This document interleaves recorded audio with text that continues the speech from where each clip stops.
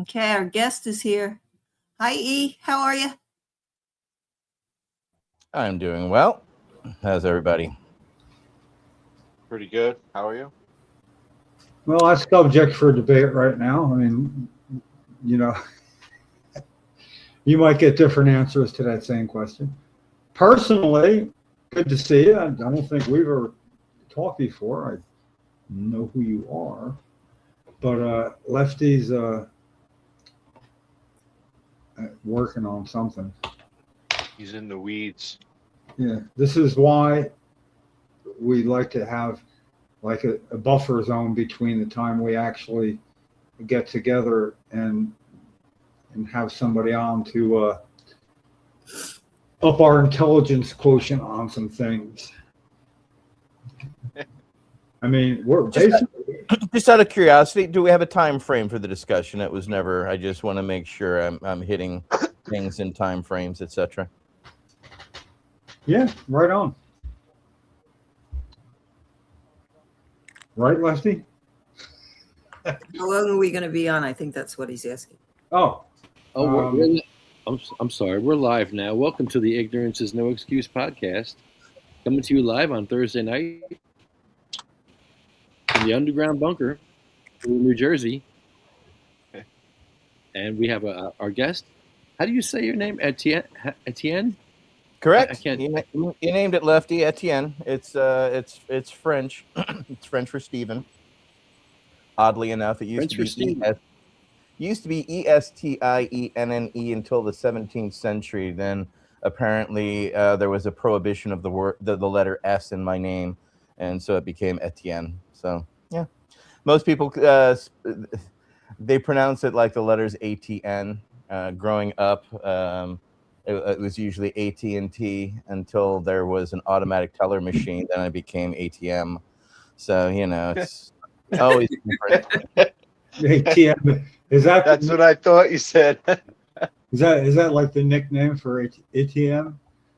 It became it. That's what it Yeah. became. It was originally automatic teller machines, but everybody, like the military, everything goes to an acronym initially once it becomes, traditionally used, and it's one of those odd nomenclature things that happens along the way. So. Well, my name, of course, my name's James. Nobody calls me James. I'm Jim.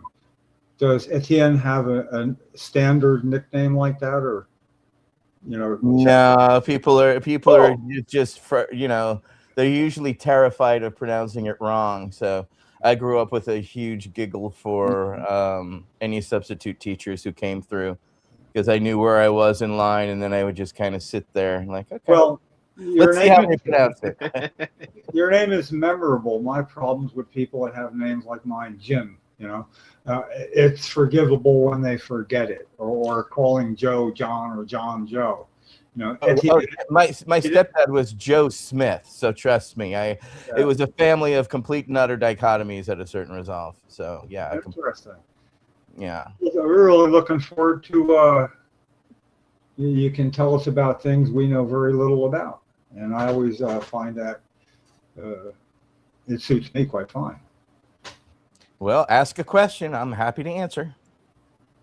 Okay, so why don't you start out by telling us like how you started? You have the oldest dispensary in California, correct? In the country. Okay.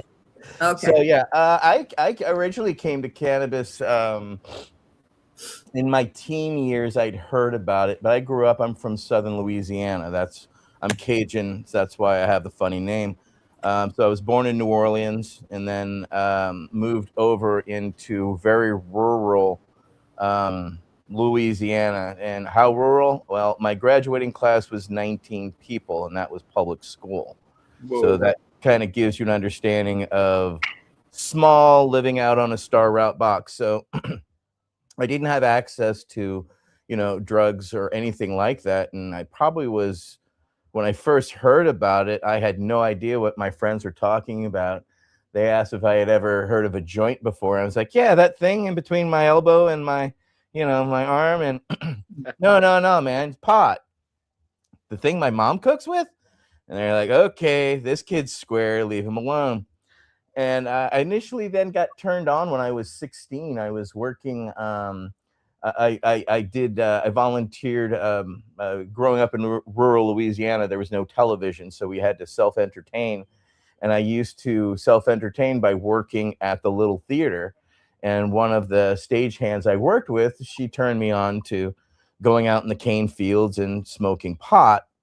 But it was crap. So I really didn't get high. So I didn't really see the appeal of it. It wasn't until I graduated high school, left Louisiana, and ended up in West Virginia.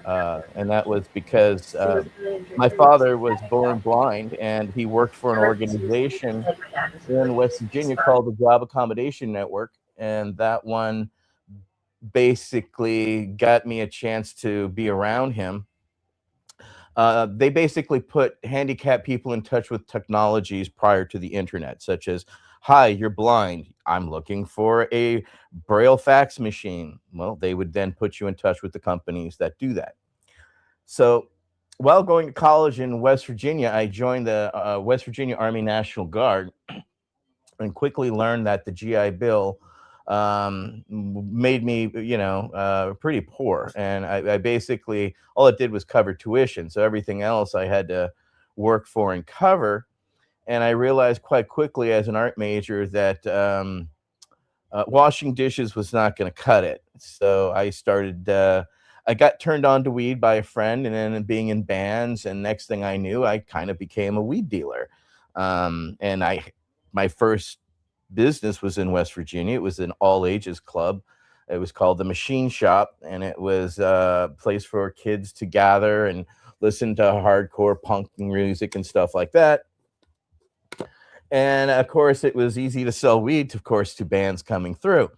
It's kind of like, fish, shooting, fish in a barrel. It was pretty easy. But then I got activated because I was in the National Guard unit. It turns out the National Guard unit I was in was really good. And we got activated for Operation Desert Storm. And I found myself, I had 72 hours to pack up all my shit, say goodbye to my friends, family, write my will, and pass on my quarter pounds to my friends and say, okay, good luck. Hope I got money when I get back. And I went off to war, and I sustained injuries and found myself medevaced, shipped to Germany. And when I was in Germany, I got addicted to the morphine, because if you've ever been in a hospital, they're more than happy to give you as much drugs as you want. And being a combat veteran, they basically put a button in my hand and whatever you wanted. So anytime I had pain, went away really quick. And then I put myself through college to be an art major. And so I found myself sitting in bed and I couldn't think, because the morphine is great for getting rid of the pain. However, I couldn't think, coordinate, or do anything else. So I ended up talking to my doctor, and my doctor recommended hashish. Mhm. And, initially, he laughed, then I laughed, then he stopped laughing. And then I realized, oh, shit, I'm now a patient, and I am now on a whole new journey in a whole other part of the world. And the doctor just recommended the equivalent of pot, as far as I was aware. Didn't have hash in West Virginia, didn't really have hash access. And the little that I had was probably really low quality, in the sense that, it was probably black with wax mixed in it, etc. However, I found myself being a patient and having to do drug deals in bathrooms and places that, you're not going to find your traditional medicines. Well, you can, but they're not listed and they don't come in a prescription bottle. So for me, I found myself scared and trying to navigate a situation where it was a wink and a nod, but it was my health. And I found myself, unfortunately, after coming back from Germany and being reintroduced back to school and back into society, I started wasting away, and I didn't know why. I was having abdominal pains. I would go to the state hospital, and they're like, "Sorry, kid, we hear you. We don't know what's wrong with you." And it turns out I had what's called Gulf War syndrome, or now Gulf War illness. And it was, unfortunately, the unit that I was in was so forward that I got exposed to nuclear, biological, and chemical radiation. And when I sustained my injury, my right foot my boot was pulled off, and I ended up getting contaminated by all that. And I ended up with blisters on my right foot for 9 years. That wouldn't go away. I ended up with permanent neurological conditions, as well as chronic nausea and chronic pain. And I just didn't want to do anything. I just felt myself completely, I wasted away down to 90 pounds. And I was using cannabis to stimulate my appetite. And I didn't realize it was the only thing that was really putting something in my body, because I had no appetite. I had literally I could be sitting in a restaurant, everybody eating around me, and I had no desire to eat. It was the worst feeling and sensation. And I knew I had to, but for some reason, my body just wouldn't process. And I ended up going to the VA, the Veterans Administration Hospital. And I would say, "Hey, I'm using cannabis because of what I'm going through." And they're like, "Oh, sorry, security, remove this guy." And I was physically removed from 4 different VA facilities around the United States just for mentioning my medical cannabis use, not documenting, not anything else, because back then it was you were labeled what's called a known drug user, because you were using medicine outside the VA system.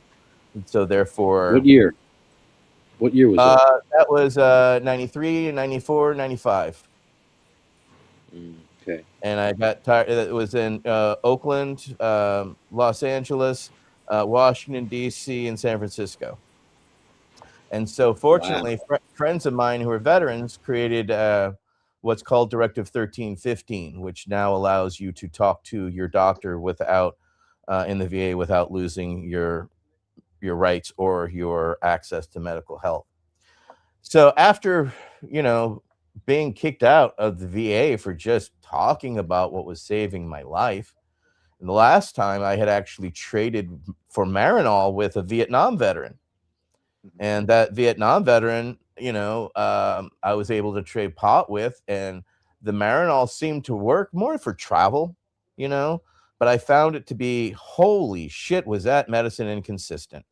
And I was getting the 10s, and, and people don't understand the simple cost of Marinol. For a bottle of 60 back then, it cost $1,500 just for 60 pills. My late wife had Marinol, Dronabinol, and she had I think it might have been the 10s too. It was a lot, and were they orange? If they were orange, that's the 10s. Yeah. Yeah, and that would be the 10s. They're different colors. I think the 1s are whites and the 5s they're different colors. It was too much for her. But there are other people who like the too much, THC. It was inconsistent. We trade it for bud. So basically, her prescriptions were $2,250 per month. We have a pharmaceutical program for aged and disabled that paid for that with a small $5 copay. And that was like some pretty expensive medicine. Right. And my pharmacy initially rejected it, and I had to have my doctor go back and say, no, he needs it. This is what it's for. But it's good. It was good for trading for some good bud. There were people that, and I found that to be a really circular route to what should just be a direct transaction. Well, it also taught me, because as a patient, I had to go through and try it because I thought it was THC, right? And that what we also found out, it was the symbiotic relationship or the ensemble effect that takes place when the the other cannabinoids, the terpenes, all of that have an effect. And that's missing because it's just a single molecule of delta 9 THC suspended in sesame oil. And if you put it in the refrigerator, it won't last a year. It will disintegrate. It self-disintegrates. The oil disintegrates at the seams. So it's one of those medications you have to use. But again, the simple cost, right, which is astronomical, and it was cheaper to get pot. So I learned that the medicinal cannabis that was available to me, i.e. dronabinol, sucked, didn't seem to work as well as the natural flower. So for myself, I got tired quickly of making criminals out of my friends who are my dealers, right? I found myself realizing that these people are at risk for my medicine, and that sucks. Trust me, it sucks because I get busted with my medicine. I got to deal with the legal repercussions. And I found myself quickly, I was able to join. I moved out to California after the war. I ended up, on the day of my promotion to sergeant, I got a positive piss test for THC. And I knew I had a positive urinalysis because I smoked before I showered to go to formation. And I was so proud because I was within 4 years to make sergeant. Is pretty not easy to do, but I served in combat. It was honorable. My service was solid. So, I was very proud. And I just remember it. I can hear it in my ears. Fontan, piss test. And it was the first time I'd ever felt sensation where my legs, I could no longer feel my legs. It was one of those, oh shit, kind of moments where I realized, oh, my entire military record is gone. Not only is it gone, I was expecting, because I had no idea, I thought I was going to be arrested. So I took a piss in the cup, and then I went out, and then I walked right out of the fucking National Guard unit, and I caught the first taxi. I didn't even stand in formation. I was just like, they're just going to arrest me. And I left in fear. And a friend of mine was like, hey, I'm starting a band. You're a bass player. Why don't you come out and join us? We're going to California. And I said, fuck it, let's do it. Because I had nothing really holding me in West Virginia. My dad had divorced and moved on with his life. And my other band, that's a great pivot. My other band that I had collapsed because the drummer had social anxieties and couldn't play live outside. I mean, we could play like one place, our place, but if we played anywhere else, he would just pour in sweat so bad. It was so, he's such a talented guy. And I knew that the band wasn't going to go anywhere. If you don't have a drummer who can't play out, you know what I'm saying? It was just like, okay, there's really nothing holding me here. And I went to California, and in California, that's when I ran into Debbie Goldsberry, Dr. Todd McCrea, when the organization called the Cannabis Action Network had moved from Kentucky in 1992 to California. I happened to be there shortly after, and I went to the first meeting, and in the first meeting was Dr. Todd McCrea. And Dr. Todd McCrea, as far as I was concerned, was the person I was looking for. He was a registered psychiatrist. He whipped out this book, this compendium called the Medical Marijuana Papers, and my jaw hit the floor. I was just like, and immediately after, I struck up a conversation with him, and I was like, hey, I need to read your book. And he's like, here's a copy. I'm like, shit.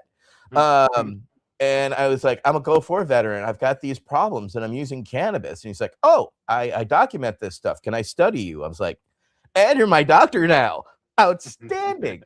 And, I would then spend the next 2 years in a baptism of surrounding myself with some of the most righteous activists in cannabis that ever existed.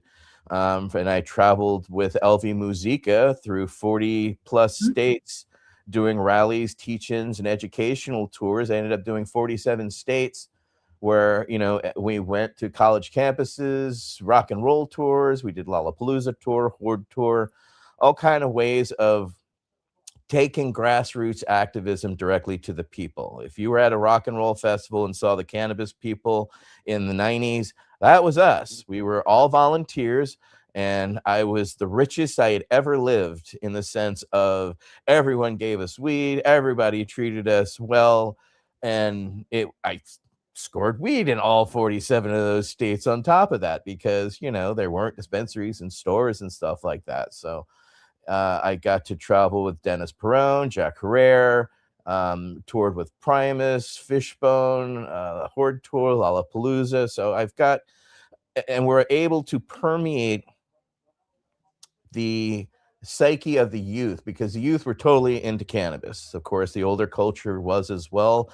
The majority of the older culture, not so much. However, there was an existing culture that always reared its head wherever we went. And this is, of course, the early 90s, 93 and 94. So it was really dark times. It was the DARE years. It was when medical marijuana wasn't really around. And I was very fortunate that LV Musica ended up being kind of my mom and my guide. She toured with us. And if you don't know who LV Musica is, she was the first woman to successfully sue the government. It took her 12 years, and she won the right to medical cannabis. And medical cannabis, I have a tin. It's over here, one of her tins. And they pack it with 300 joints, and it's delivered by the DEA monthly for the rest of their lives. There used to be 22 people with it. Now it's only one, Irvin Rosenfeld. LV lives in a legal state, so she gets better cannabis there. The quality of cannabis that they get turned out to be astronomically horrific. So bad that when I was a pioneer in testing in the aughts for testing cannabis, I actually tested LV's cannabis, and it failed molds and mildews. And it came in about 4% THC.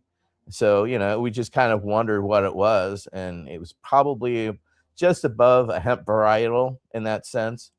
But I would find out later that, Meshulam and them would actually grow it and then dry it on black plastic in the sun in Mississippi, and then grind it all up into a 55-gallon drum and let it sit until next series of rollings need to happen. And then they break it out, and there's an actual old Pall Mall rolling machine where they will roll the joints up and put in a tin.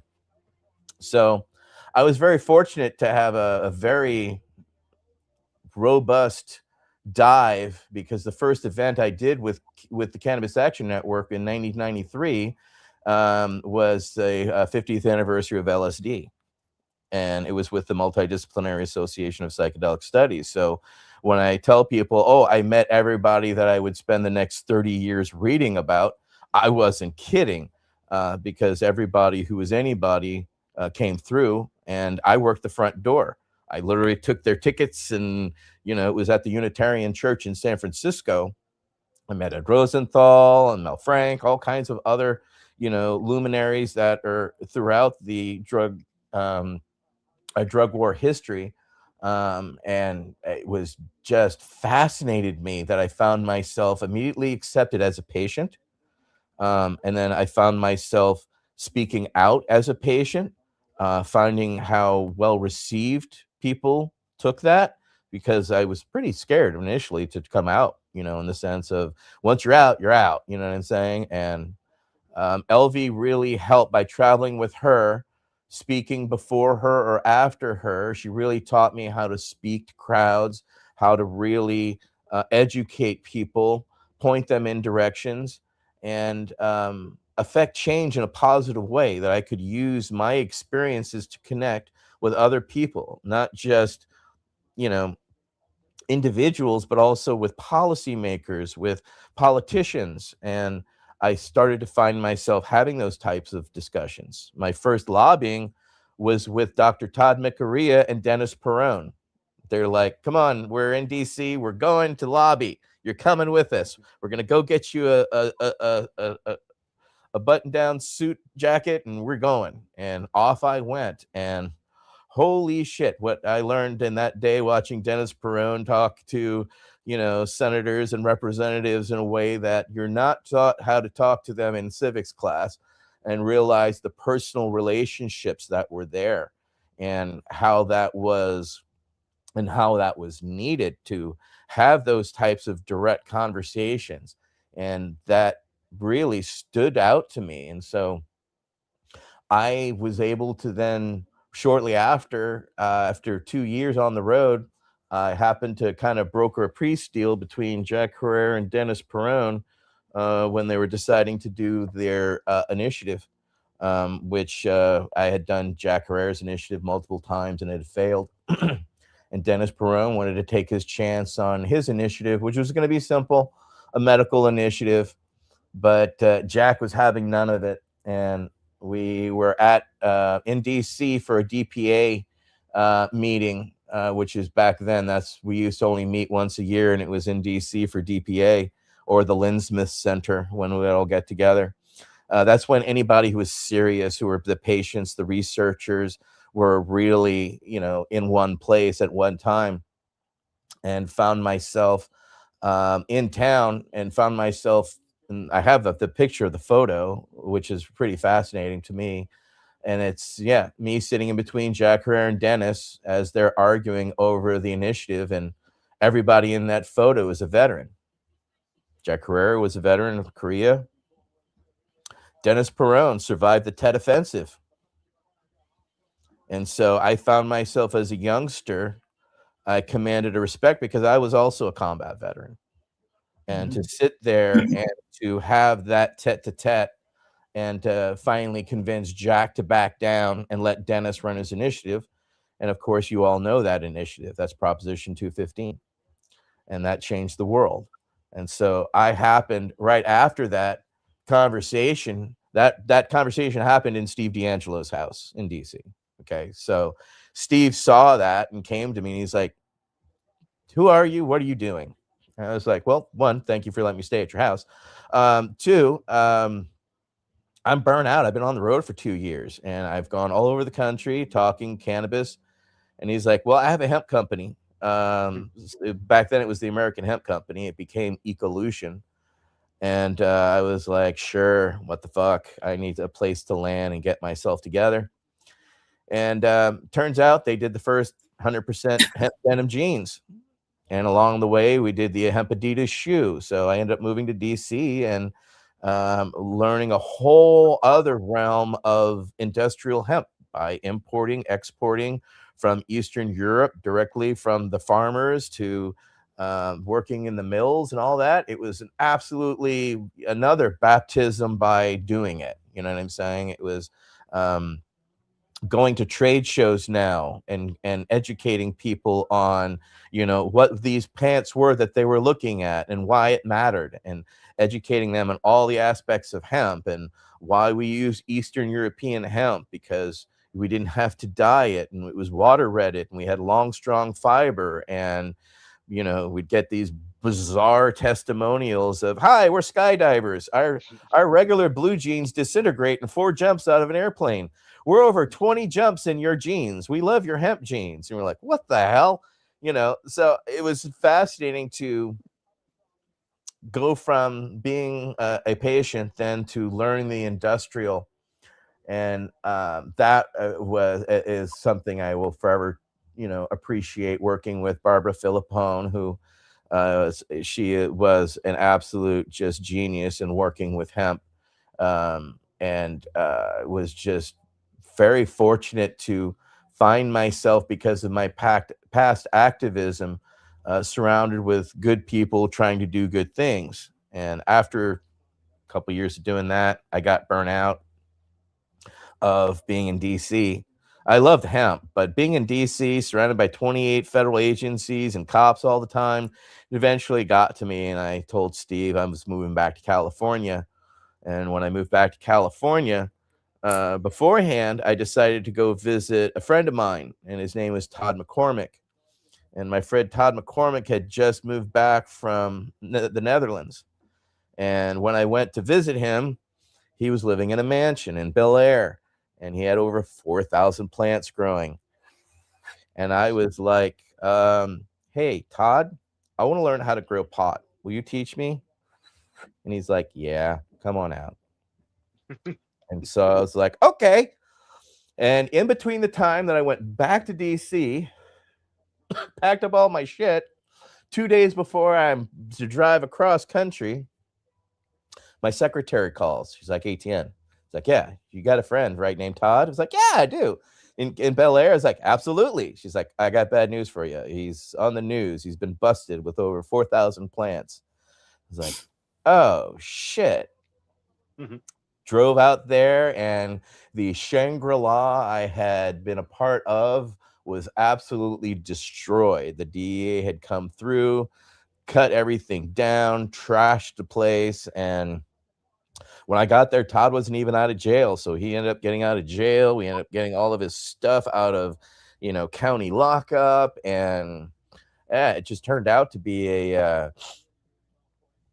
what was going to be a great opportunity turned out to be a pivot point in my life that collapsed pretty quickly. And I found myself working at a bong shop in LA quite quickly.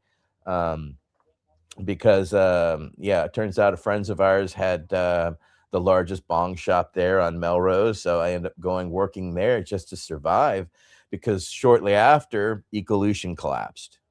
They made some bad decisions on clothing, and for some reason the company collapsed. So I found myself in trying to figure out what to do, and then floundered in LA for a few years until in '99 I decided to get divorced. I'd gotten married originally at the High Times Cannabis Cup in 1995 in the movie Weed. You can see it. And oddly enough, I would finally see my wedding right after my divorce on the big screen. So it was one of those moments in life that, what are you gonna do? It was a great time. Jack Herrera was actually at my wedding, and we all had a great time. So I mean, that those memories will live forever.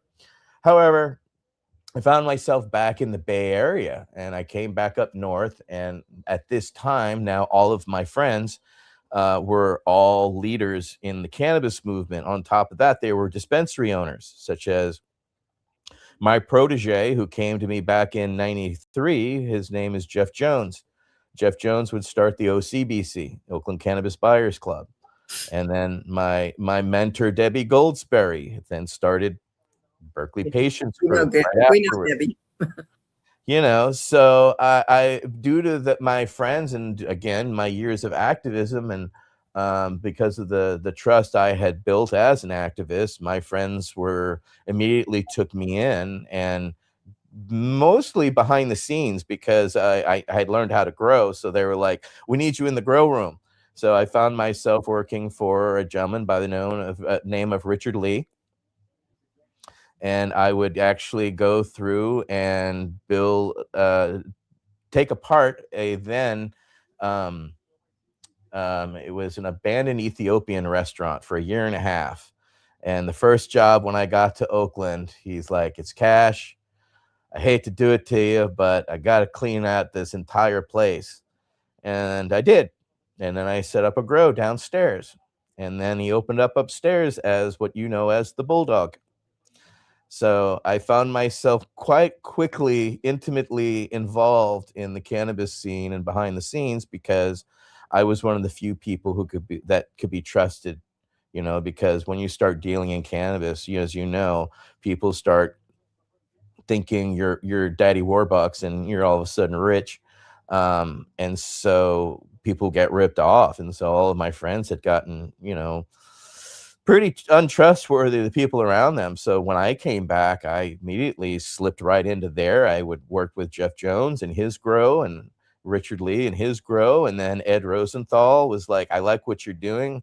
I want you to work for me." And so if you're familiar, Ed Rosenthal does grow books. He helped publish the first grow book, him and Mel Frank, back in the early 70s. So I found myself as the general manager for Ed Rosenthal, and literally providing clones for the Bay Area prior to working at the dispensaries, where we were pumping out, 5,000 clones a week to the dispensary. So I was selling Dennis Perone his clones, and we were providing high grade cannabis medicine because we knew that we needed high grade cannabis medicine to come back to us. So it's all started with genetics. So I learned quite quickly about, maintaining my mother room, to get those 5,000 clones out a week. I needed about 7,500 because, they're not magic widget machines. You can't stamp out beautiful white roots growing through the bottom of your, what your grow medium is, if you're growing Groden or if you're growing, other methods. So I learned and had quite a baptism by Guerrilla Grows in the Bay Area, because majority of Oakland, for people who aren't aware, back in the late 90s, the majority of Oakland was pretty much shut down because of the earthquake that happened back in the 80s. There was such a severe earthquake that happened that many of the buildings were deemed unsafe. However, we end up growing in many of those because all we would do is run electricity into them and take the risk.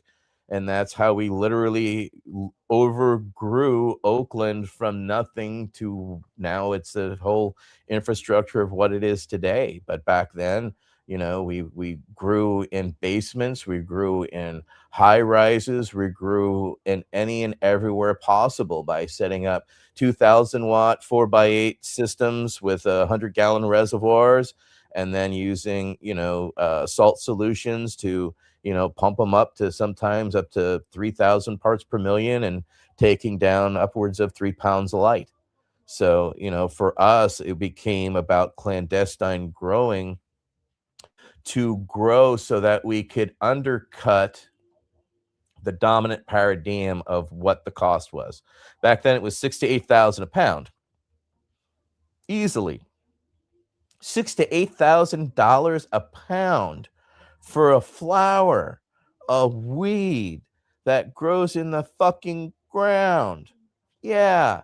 So we learned quickly that we could, if we're going to provide this medicine, we had to grow it and provide it. Otherwise, people were going to rip us off or overcharge us for it. And so fortunately, people like Debbie worked with, smart people like Jim McClellan, who was the original founder as well of BPG. And Jim McClellan came from Jeff Jones, and he was his accountant. And he realized quite quickly that there was a lot of money to be made from growing pot.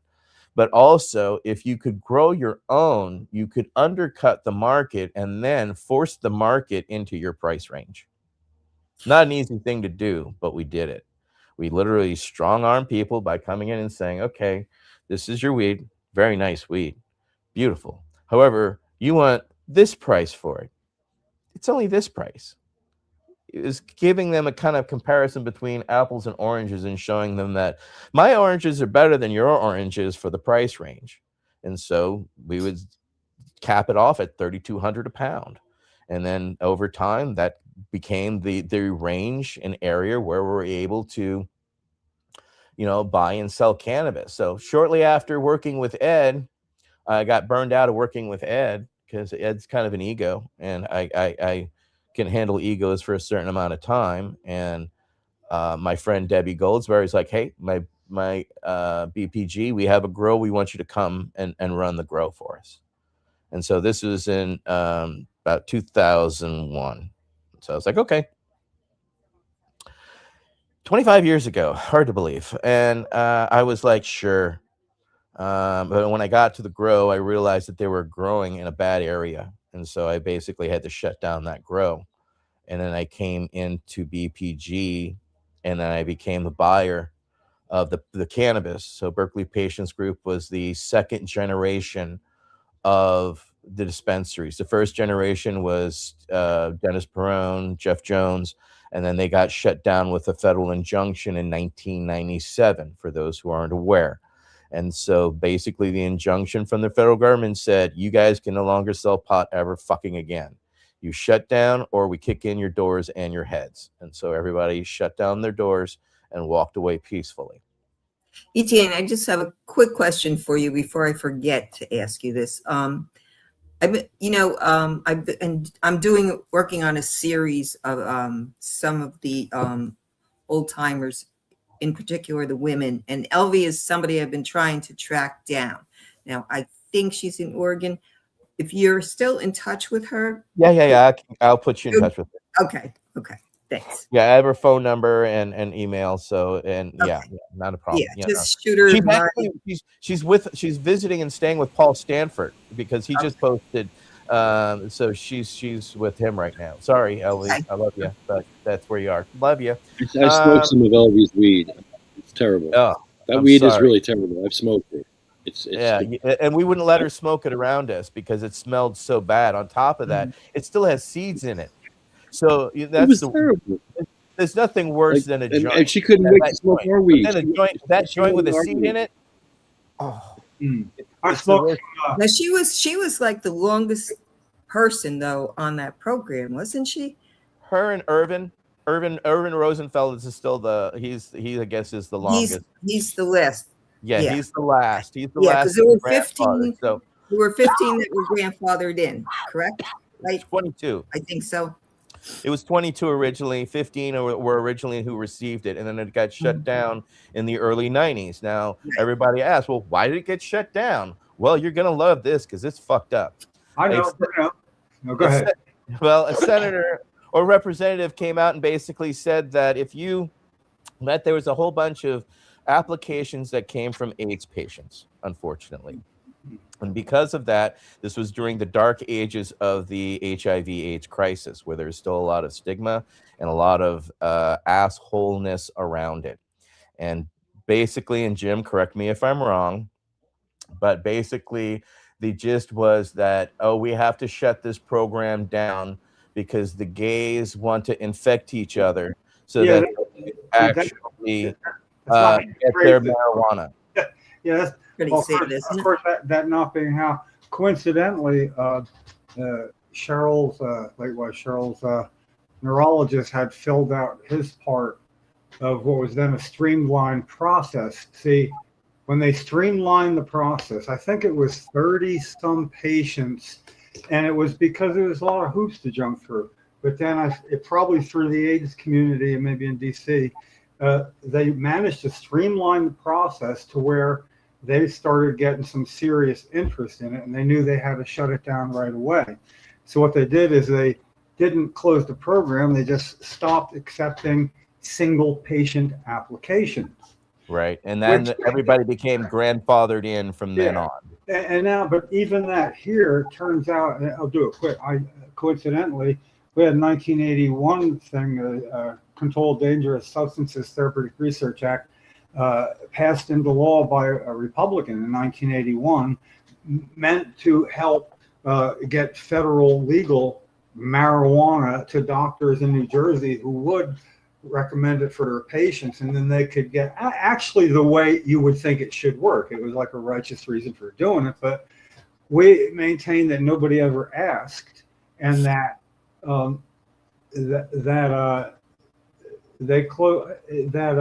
we just wanted to force New Jersey to ask for it, and we couldn't even do that.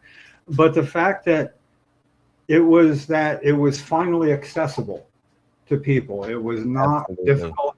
So they just cut it short, and I had a whole thing to go with Elizabeth Murphy Esquire and Stephen Stone of all things. I mean, it sounds like a fake name, right? And Stephen, right. Oh, trust me. My stepdad was Joe Smith, so I understand. They were DEA, but I spent a lot of time trying to justify all that, and it was just an amazing thing. Jim, I just want to say, sir, there's few people I think are living saints, and everything that you did for Cheryl, nothing but love and forever respect to you. You walked a road that all of us watched as patients and as caregivers, and it tore our hearts apart. And there's a special place for you somewhere for the road that you walked, sir. And I just want to say how what you did affected and still affects actions today that I do, because I've never forgotten the love that you showed, that you shared, that you exhibited, and the strength that you have is at a level that is, I consider, immeasurable, and my love and respect is forever. That's beautiful. It means a lot coming from you, especially.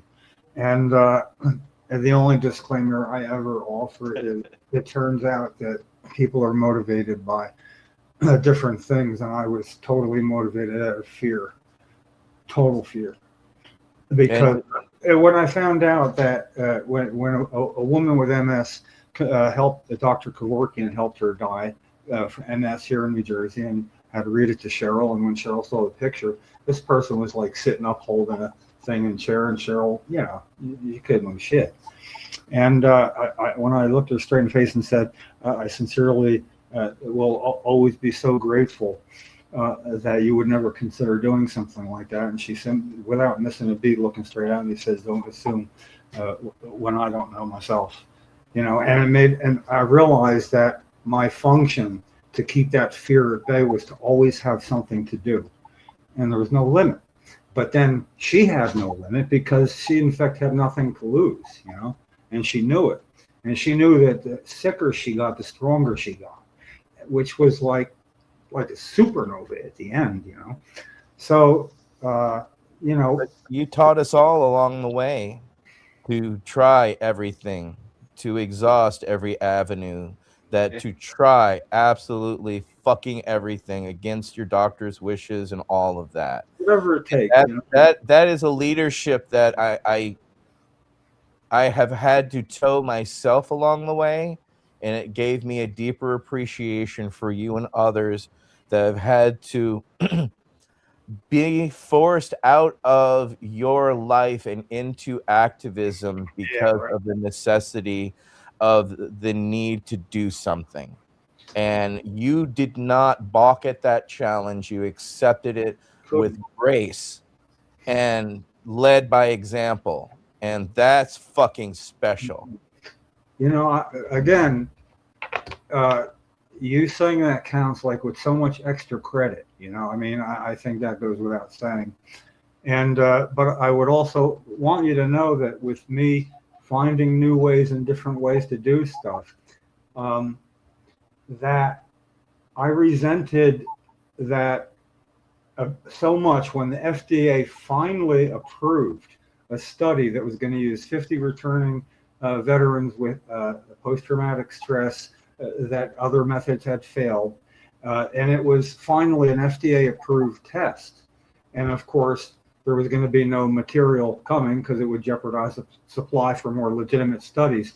But there were veterans all over the country that could write their congressman, but it wasn't enough. It wasn't enough for me, knowing that they could get that letter. So what I did is I became Mailman Jim, and they sent me their letters, and they started out the same fucking way with each one. It was like, I would like someone from your office to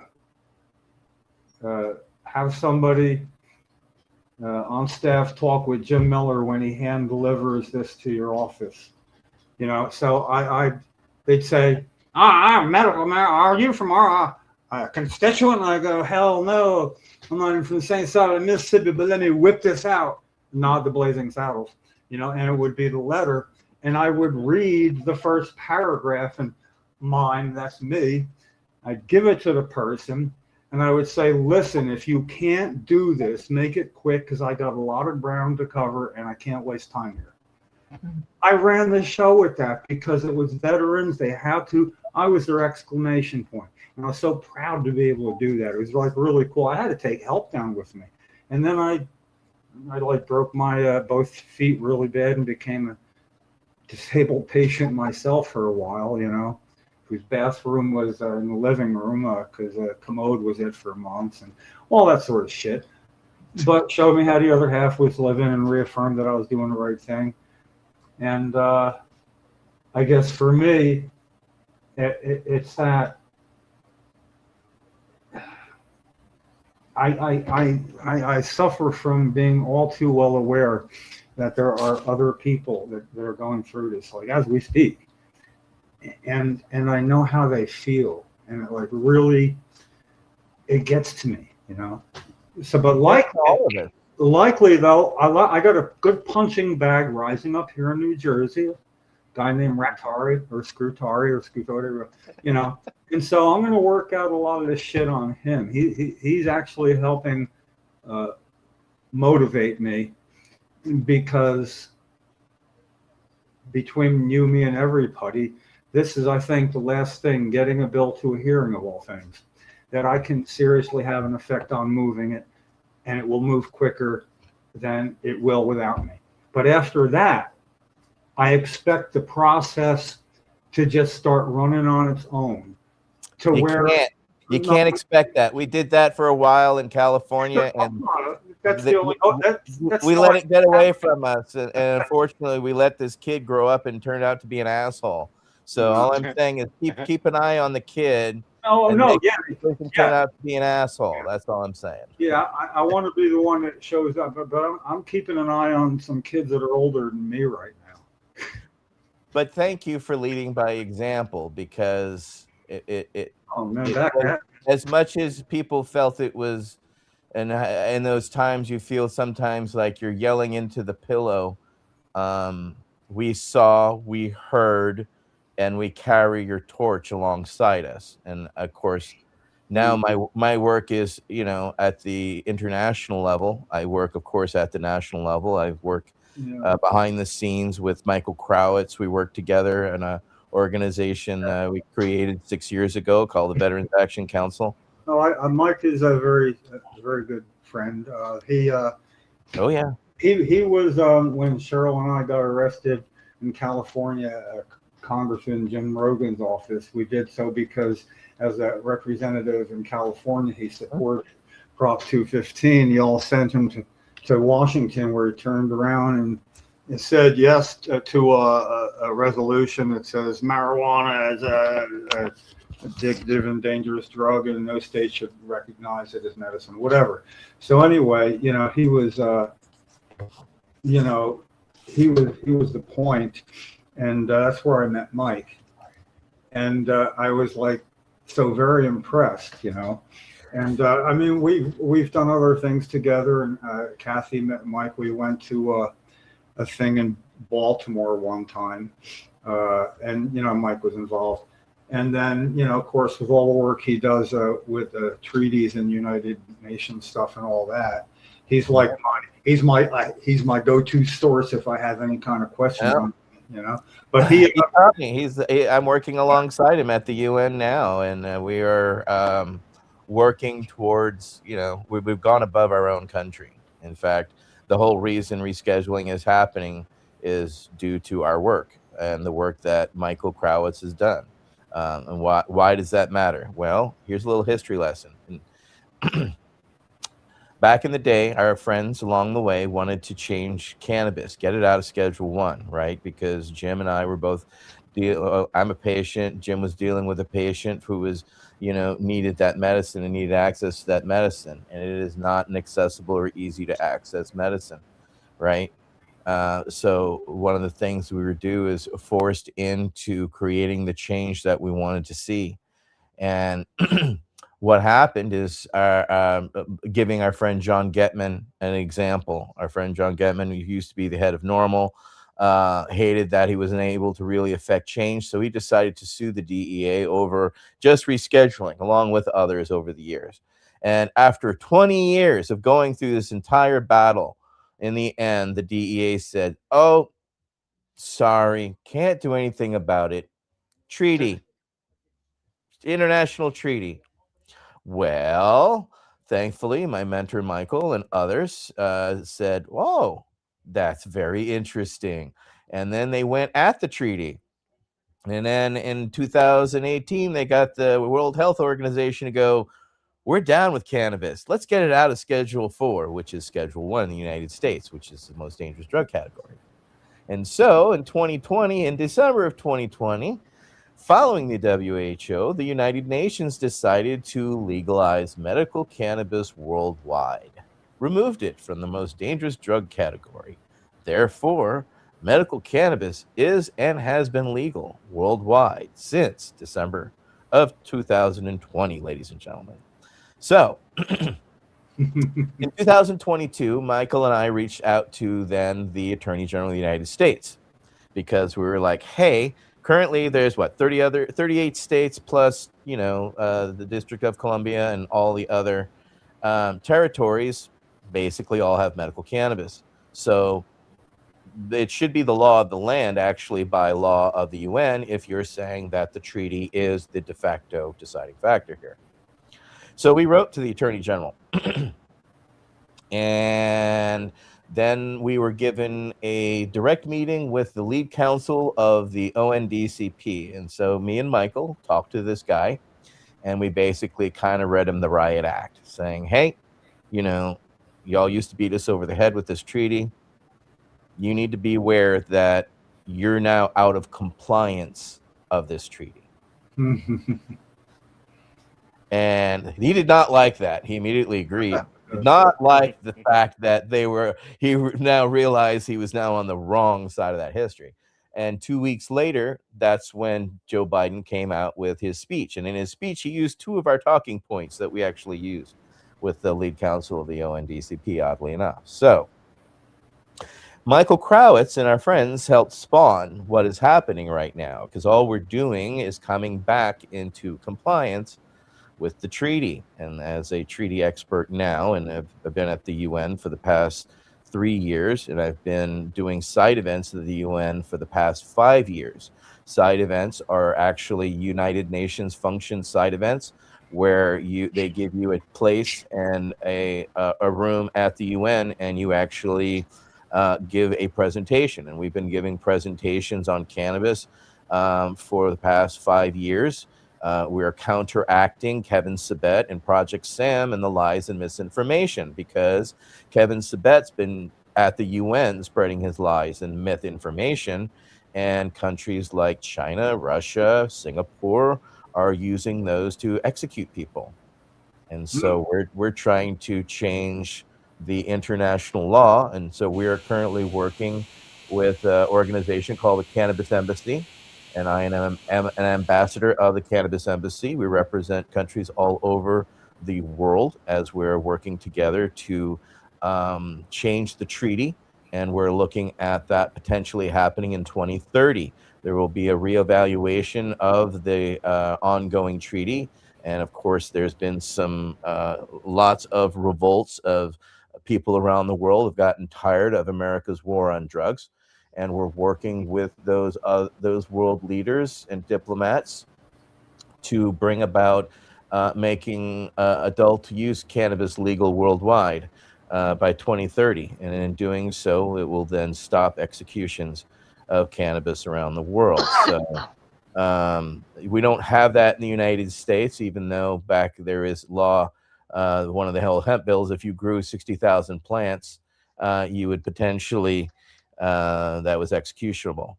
And of course, that's just one field of hemp, by the way. If you're growing 300 plants per square meter, that's what that would turn out to be quite quickly. So there's still a lot of things that have to be done. Our country's not perfect. So at the same time, Michael Krawitz and I are working behind the scenes with the VA to change things further. We're in the midst of a 11 article drop on a Freedom of Information Act request we did last year, investigating what I talked about earlier, which is Directive 1315. I have since Michael has created Directive 1315, I was able to finally go back to the VA, and after 32 years, I finally got my benefits.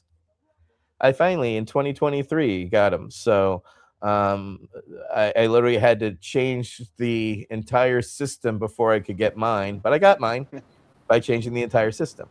So we're going to change the system again. And so in this series of FOIA requests, we tried to see if the VA is educating their doctors and nurses on cannabis, so that they aren't kicking veterans out for using medical cannabis.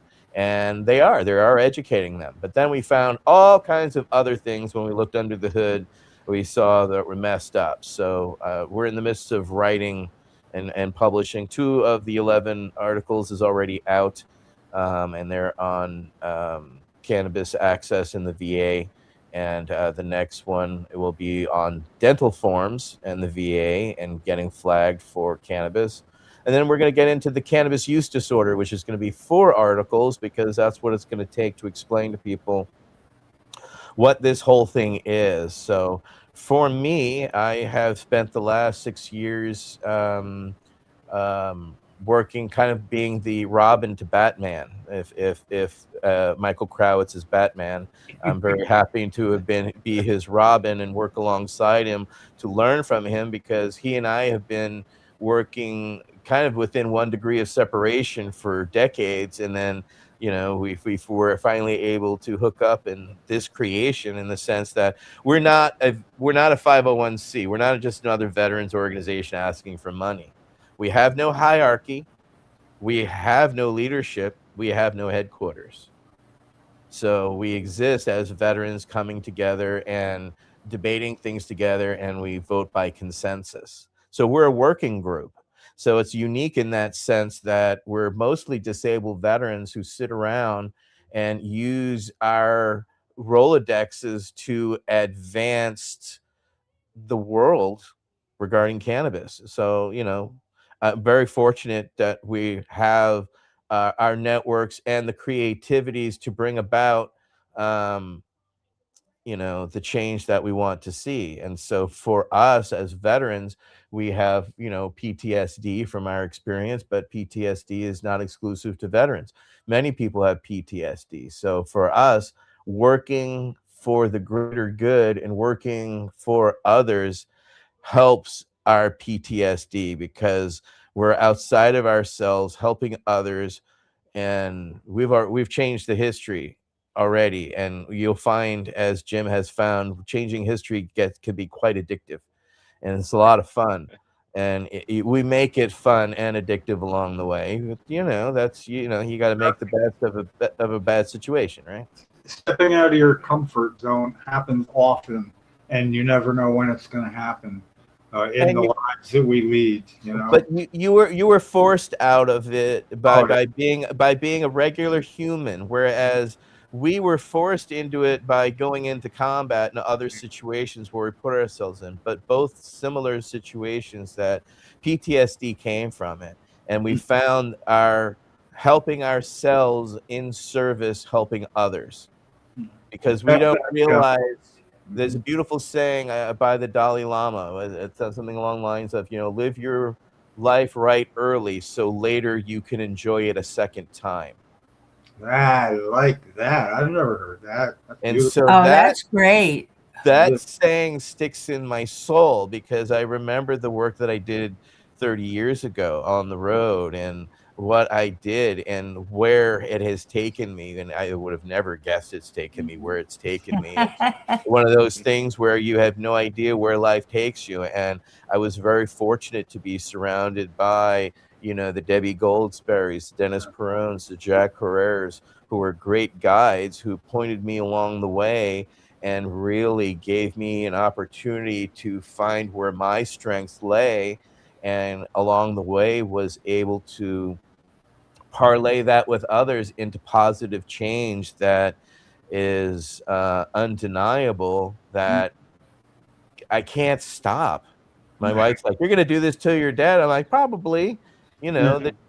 People forget that we didn't lose all of our rights all at once. We're not going to get them all back. Well, you said when you said talking about plans for 2030. I muted it real quick and said to Kathy, 2030, long range. We don't do that a lot. Well, no, but see, our friends Michael and them saw that in 2008. Yeah. That if they didn't start that change now, and that's what happens is today's the start of a long road. Yeah. And people sometimes find that out when, oh, congratulations, you just found out you got stage 4, whatever. You know what I'm saying? So it's kind of a different thing, but a similar situation where you've been forced out of your comfort zone. Now it's easier to do things that people find hard because you've already stepped out of your comfort zone. And then when you found out your voice was powerful. Jim, you showed us that actions are actionable, that power and that truth to power can affect change, not necessarily the change you wanted in the time frame that you wanted it in. However, you taught us the humility of taking that road. And he saw that, and our others saw that back in the aughts. And that 2008, finally seeing that, it took 12 years to finally arrive at medical marijuana legal. So, yeah, we've been spending the past 10 years working, and we're working toward that 10-year goal of 2030. And if it's not then, 2031. If not then, 2032. Yeah. Because But it's collapsing, and the coalition that we're building internationally is there. We're arriving there. We're arriving there together. And these countries are pushing forward, and the United States is no longer the leader. We're just trying to guide and be guided along the way and work with our international partners, because the activism that we're doing at the international level is equivalent to those early days of activism. I feel that same kinergy, that energy of working with people who are all doing things in their own countries, like Myrtle Clark and them in South Africa. They're the ones that have our passes when we get to the United Nations. They're under the Fields of Green for All, because our friends at Fields of Green for All registered as a non-governmental organization, and that takes years to do. But now we're doing that. We just applied this year, the Veterans Action Council, to be an actual NGO at the United Nations, so that we can sponsor our own events. This year, our side event on CBD was by the Multidisciplinary Association for Psychedelic Studies and LEAP and Stop the Drug War. So there's people, there's organizations that are there, that are putting in the time and the energy.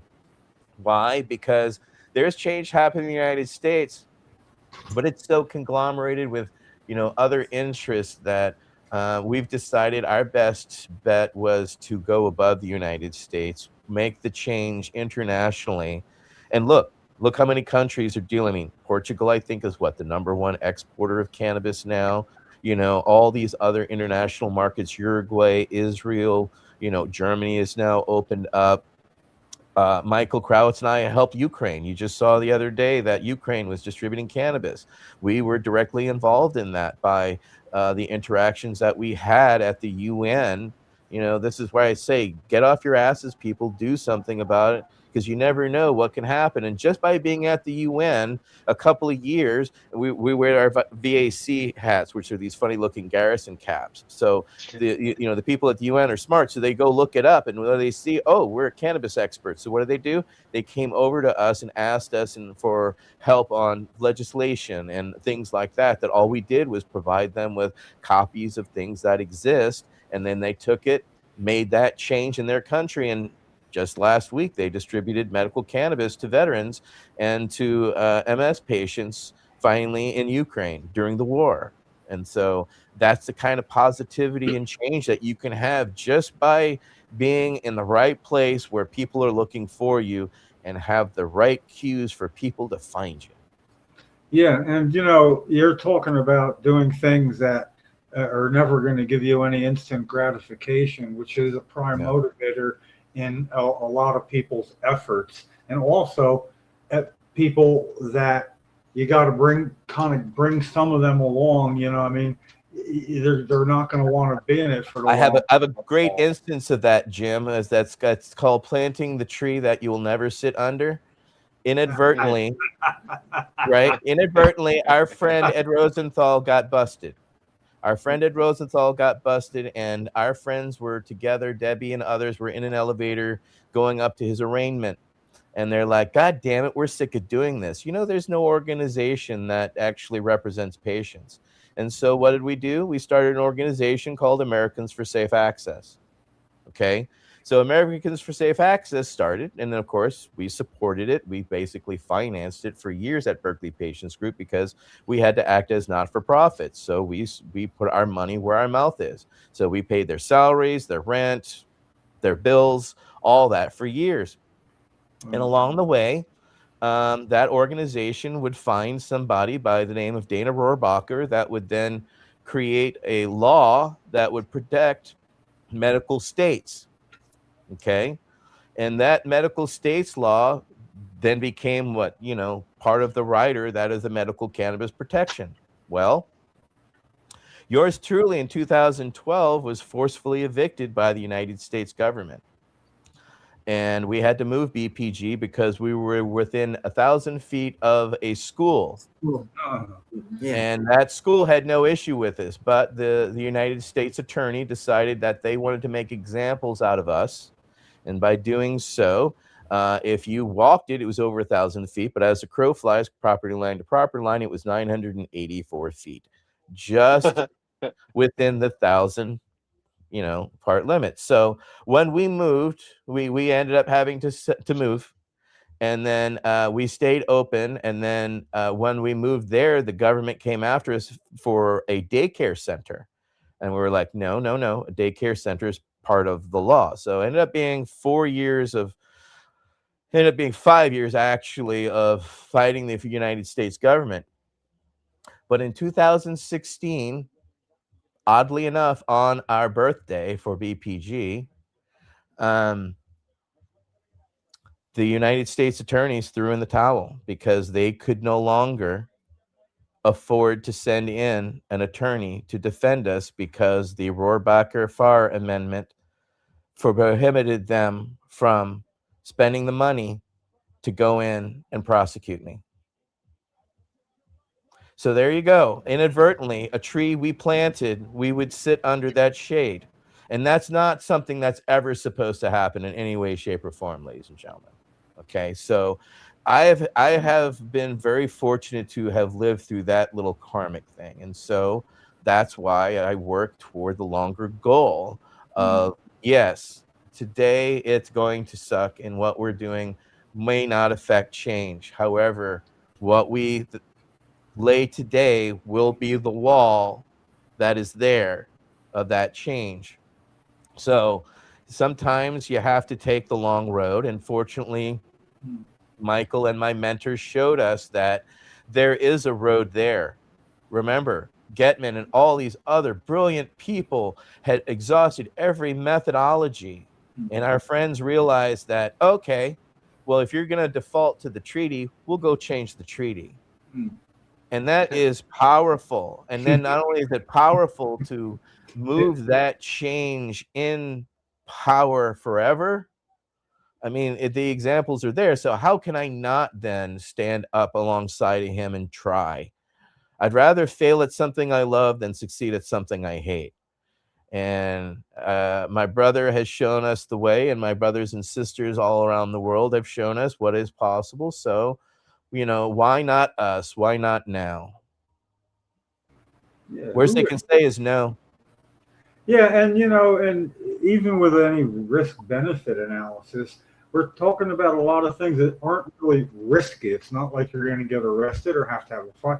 It's like you have to be able to outlast them. I mean, it is, and obviously you need short-range plans too. But I guess lucky for us in New Jersey, there's a lot of other little things going wrong.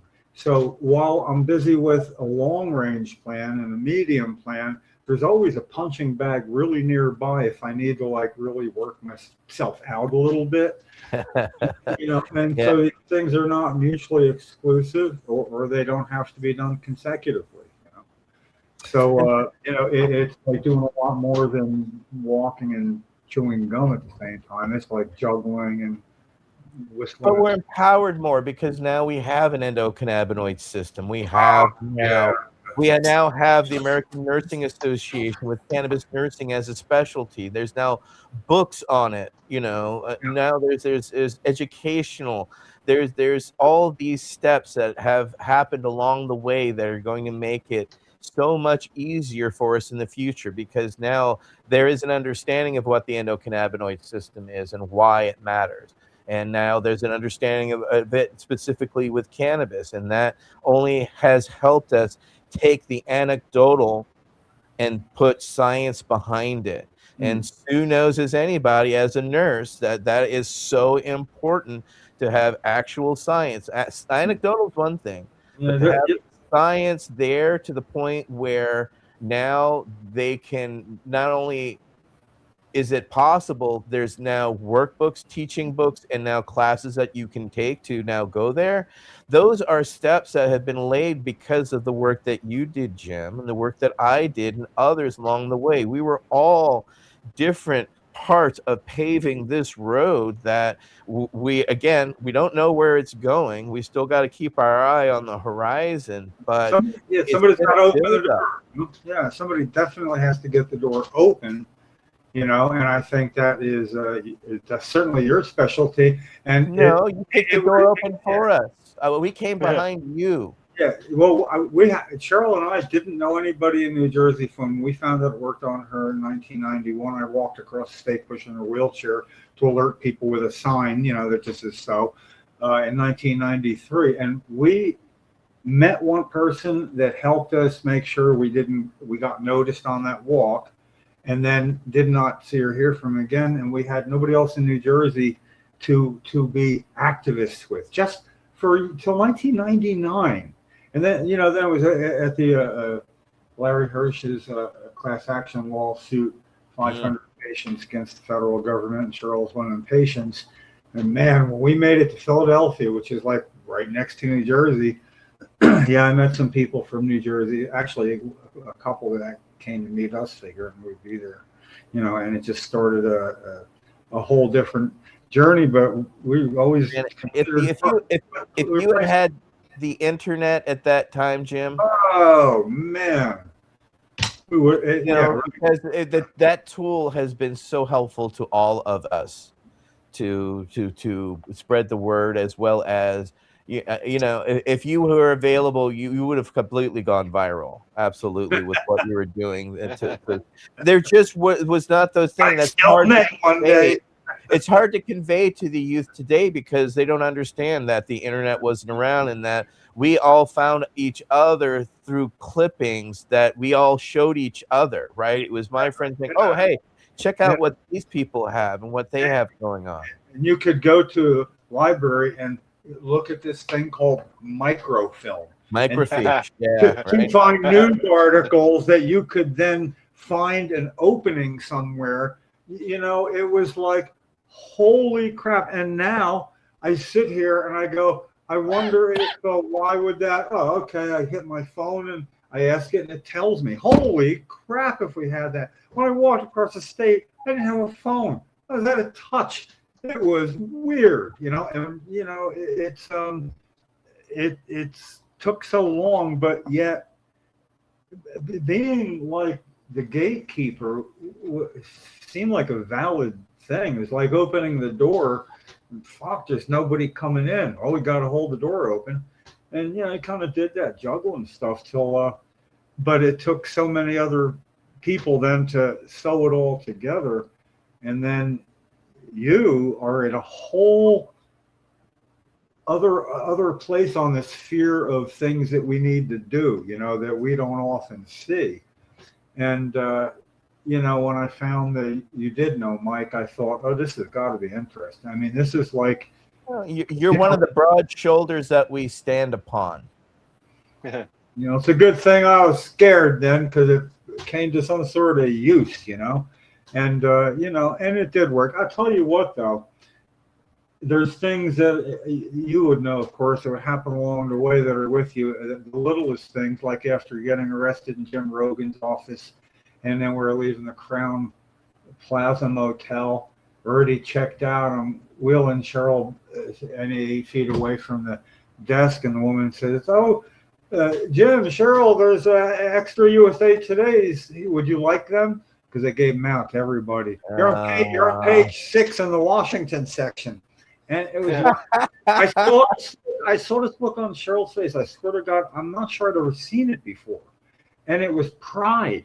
It was obviously pride. It was like, yeah, holy crap. Then the exclamation point, first person outside, a woman hustling by to work. She was a businesswoman in proper businesswoman attire, and stopped dead in her tracks and saw Cheryl and went, I saw you on TV last night. Good for you. Good for you. And it was like, again, this look of pride, And so anyway, yeah, we both bore witness to things that, are still amazing looking back. That that's why I like saying something, and I know, well, for sure you are going to understand it, and I hope others do too.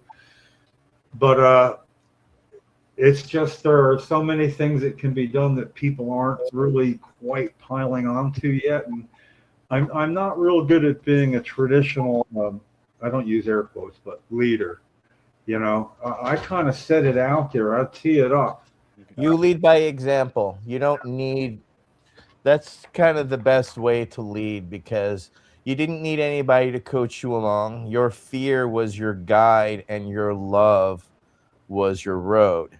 You were going to walk that road of love regardless because of Cheryl. And that was a teaching tool that we all saw through, you know, however we saw what you had to endure, and we never forgot, because you were never able to arrive where you wanted to arrive. And that is tragic, and that is wrong, and that's also one of those things that drives us, is those past injustices that were never corrected. By moving things forward to a certain resolve, they're finally righted even a little bit. You know, and then Lefty is one of the few people that I know that met Cheryl that I'm involved with ever. So I kind of blame her for him being a long timer too, because you know, we both knew her together, and you know, I've kind of taken advantage of that because we're different. You know, we were coming. He was more of like a Howard Stern protege, you know, and it's good. You want to get people watching, and I was more of a, you got to come a little closer to the middle, you know. And we worked on each other, but the way we got started on this podcast, it's going the one at the State House for like 13 years now, and we didn't set out for a 13-year run, you know. It was like we started with a hotspot just because we wanted to bring a gathering we were trying to have weekly anyway, but we wanted to bring it beyond there. And we didn't have a pot to piss in. Kathy had to help us out, get that hotspot. So, and it took quite a bit of convincing. And, you know, that's what's in it for me. I got to prove myself right back then, and I'm still working on it. But there is something to be said of the long run. The fact that we've been there 13 years isn't lost on the generations of state police that have come and gone while we remain, you know. And it's really weird being sort of a known fixture around that part of Trenton. And so, of course, on Friday, we're going to show up for July 10th because, of course, that's oil 710 upside down. Oil, yeah, when you think of medical, you think of oil. And Lefty's like, hey, listen, there's already a 420. I'm not going to let them hijack that. We're going to make it National Patient Awareness Day. We're taking it back. We're taking that day back for the sick, dying, and disabled. You know, and the thing is, it's hard to tell exactly, you know, it's gone from having states take part and all, trying to almost promote that, you know, with the patchwork of state laws that we have, what of course we try to promote here in New Jersey is there's other states to point to. You don't need to travel there unless you need to smell what you're talking about, you know, and that we have, for instance, 24 states that have legalization laws. Out of them, 20 of those states allow their medical cannabis patients to grow some of their own medicine. 4 states don't. New Jersey, Delaware, Illinois, Oregon. Delaware. Yeah, right. Yeah, well, that's half our fault. Yeah, I know. We corrupt them. We go first. Somebody points at us, you know, or right across the bridge. So we've always kind of owed it to them. But the thing is, I'm really now getting involved in this fun puzzle of kind of pushing our Senate president, who's not allowed this bill to be posted for 4.5 years, which is a long time in patient years, you know? I mean, you got dog years, you got patient years, you got regular years. That's a long time, you know? And the fact that we are an outlier state should put the burden of proof on them to validate what are we being protected from, you know? But somehow I've got real hope, and I know it's not going to be another year like the others. I personally guarantee it. I can do that. I realized, you know, I got to resummon the old Jim Miller one more time, you know, and I'm secretly doing that, you know.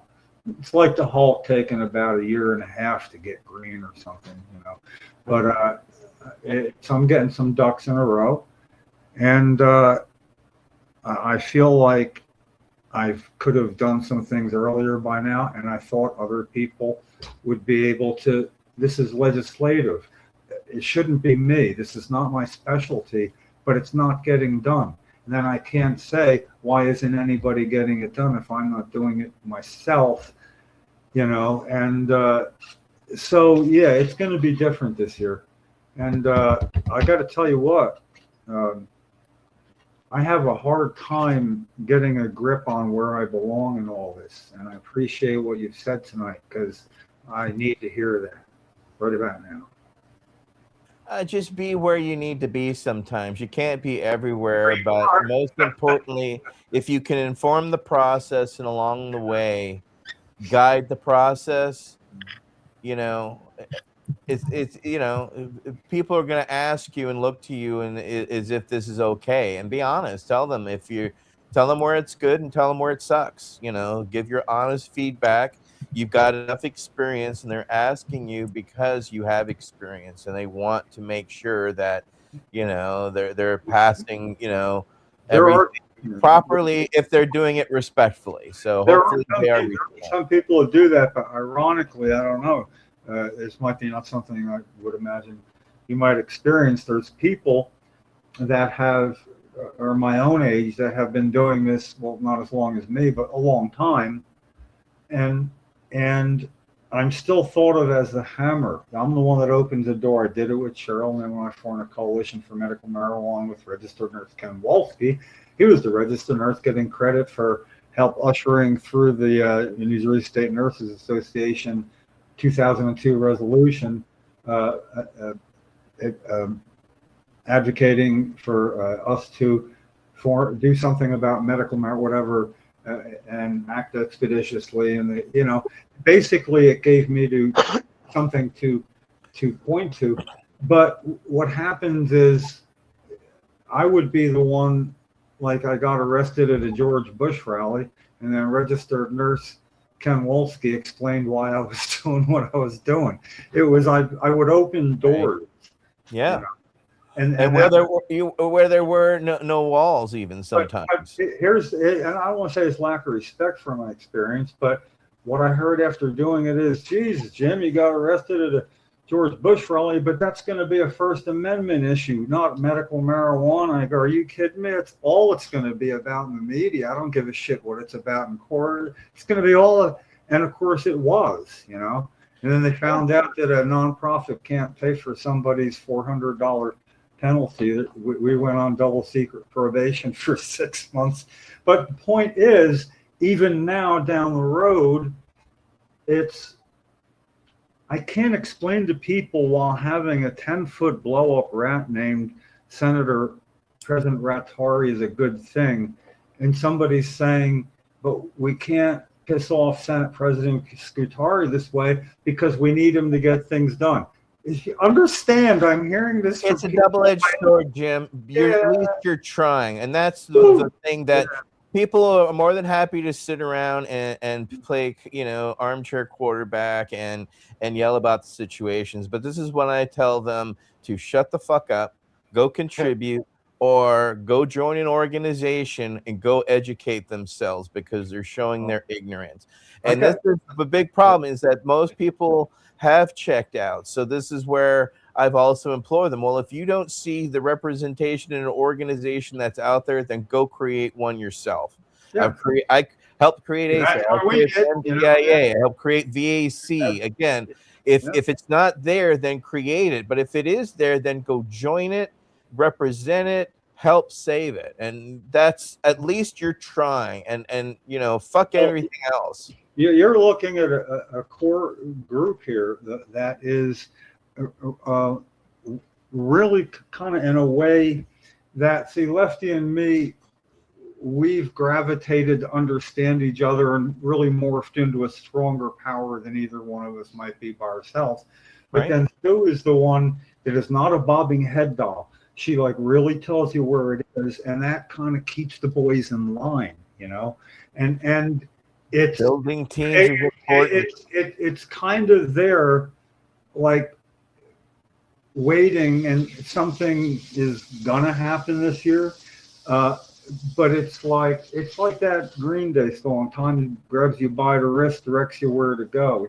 It's not a lesson, but not a question, but a lesson learned in time. That applies to that. You can't schedule. I can't schedule what it is I know I need to do. I have to schedule it and write it in like surfing. You know, you got to ask Dan Backer about that. You know, he'll tell you all about it. You know, I had the pleasure of having some fun time with him. And I believe he was at Cheryl's Memorial as well in Washington. But anyway, it's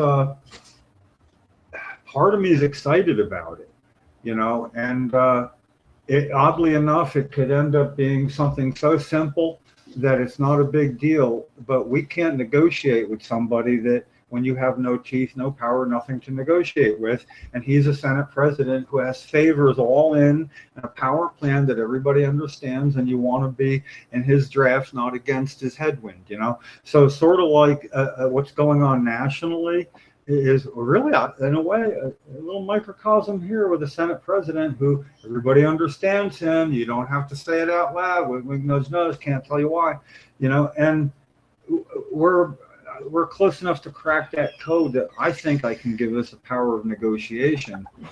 And, basically it involves what I call Billy Jacking somebody, telling them exactly what you're going to do is not a damn thing you can do about it. And make sure it's understood.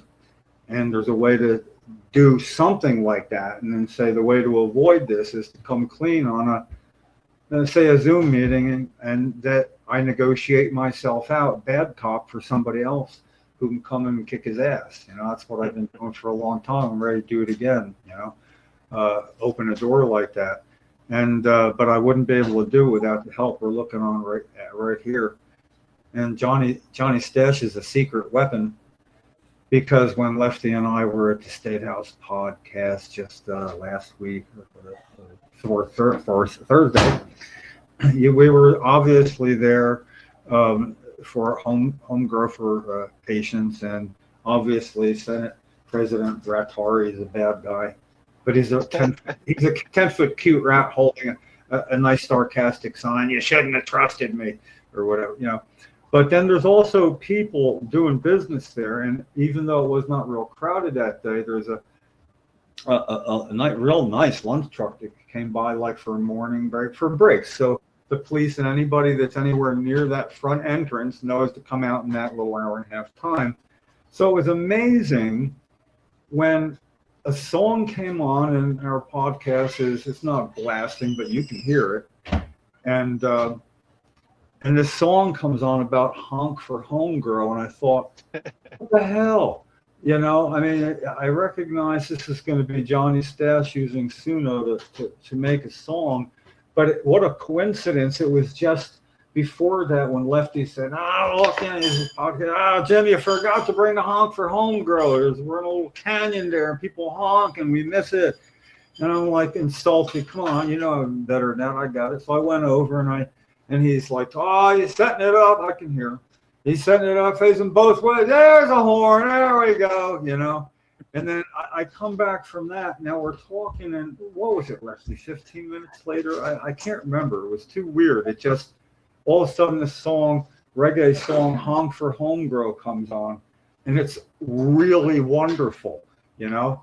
And it was, one, I loved it. It was like a soundtrack, and I was now in a movie scene.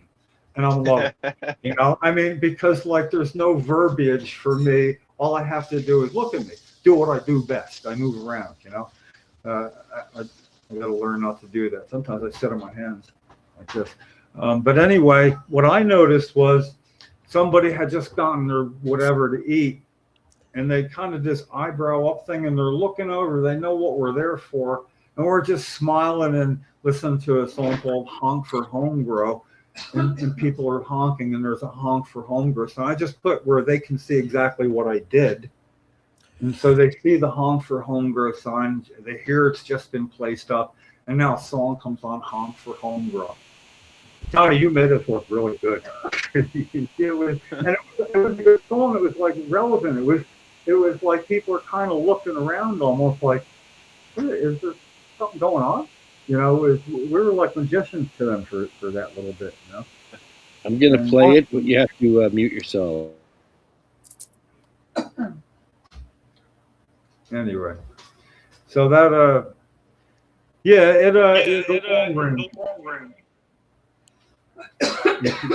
can't get that on, or can you? You can't get that on, or can you? Right.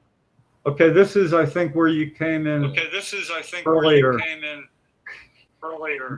Where Lefty was frozen, I was echoing, and we all had a muted cell phone. And we're not going to do it again. I'm looking at you. We're not going to do it again. I'm looking at you.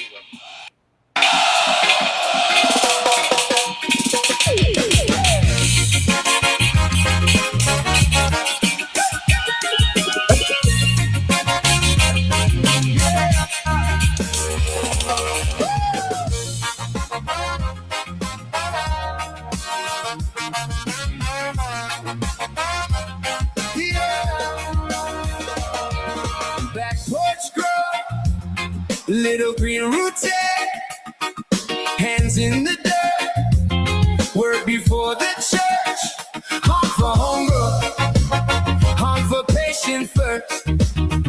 We keep it simple, let the good things work. Honk for home grow, honk for home grow, honk for patient first. They always come first. Honk for home grow, honk for home grow. Sativa Cross will preach, then the whole block will see.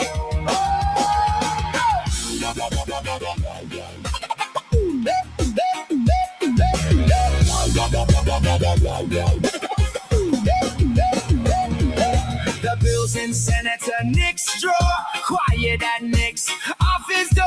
No rush, no show, just slow and no home grow. Honk for home grow, honk for patient first. From seed to shelter, that's what we are after. Honk for home grow, honk for home grow, honk for patient first. They always come first. Honk for home grow, honk for home grow. Sativa Cross will preach, then the whole block will say.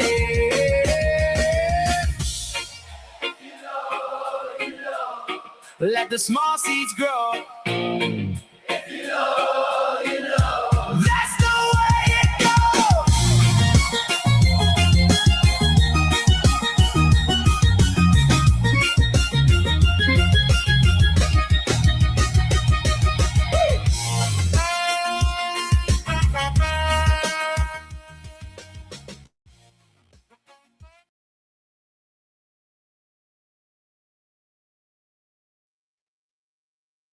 That's So that's good stuff that right got there. people raising eyebrows, who were getting their food run there.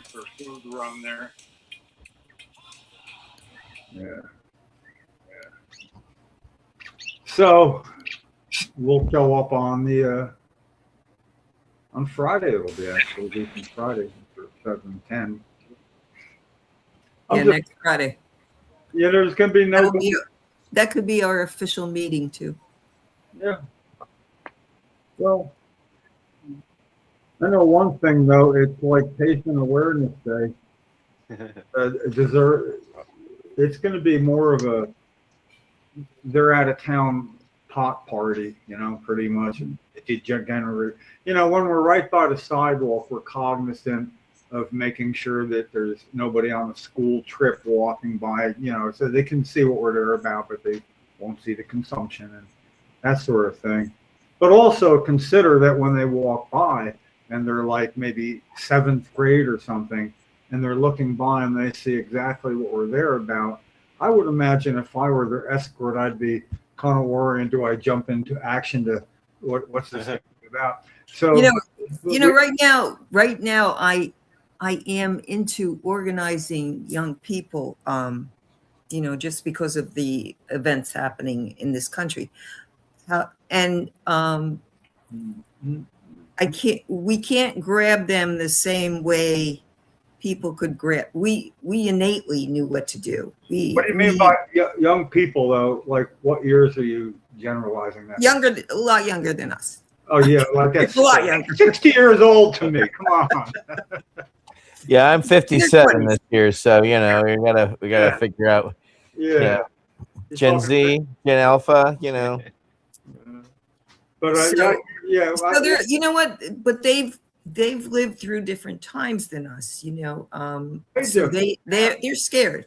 They're still. Oh, yeah, they've lived through a pandemic in their youth. You want to talk about, we never had to deal with that. They also lived through 9/11. 9/11 is big here. Find me or yourself or somebody who is here who understands everything that I don't understand about how to get this to other people. There's people that are like, let's just say 18 years old, so it makes them 18 and above, that could be an intern that could be, what are you doing that for, Jim? Do this, or I'll get that, and I could learn what I need to do about what I need to do. But if I were that somebody and could see maybe somebody like me had the keys to it all, but didn't know what the fuck to do with them, and he did as a newcomer, there have been people that were proud to give a Student for Sensible Drug Policy.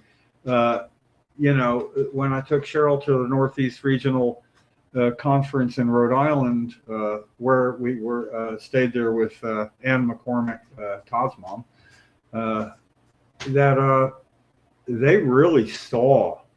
Rest in peace, Ann. She was great. Oh yeah, man! I tell you, yeah, I got to. But all of this is it's union organizing 101. This is what this is.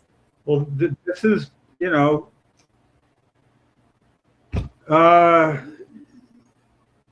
I know I continue to beat this into your heads. I keep telling you that, but it is. We need like a chore, a goal, Okay. to put this to work. Specific. Yes. So next Friday we'll have our real meeting about that. Yeah. Well, yeah. In effect, we will. But there's other podcasts coming, and we culminate it with the big Thanksgiving pop-up giveaway that, in my opinion, could be really awesome with more people involved, because that's freaking spectacular.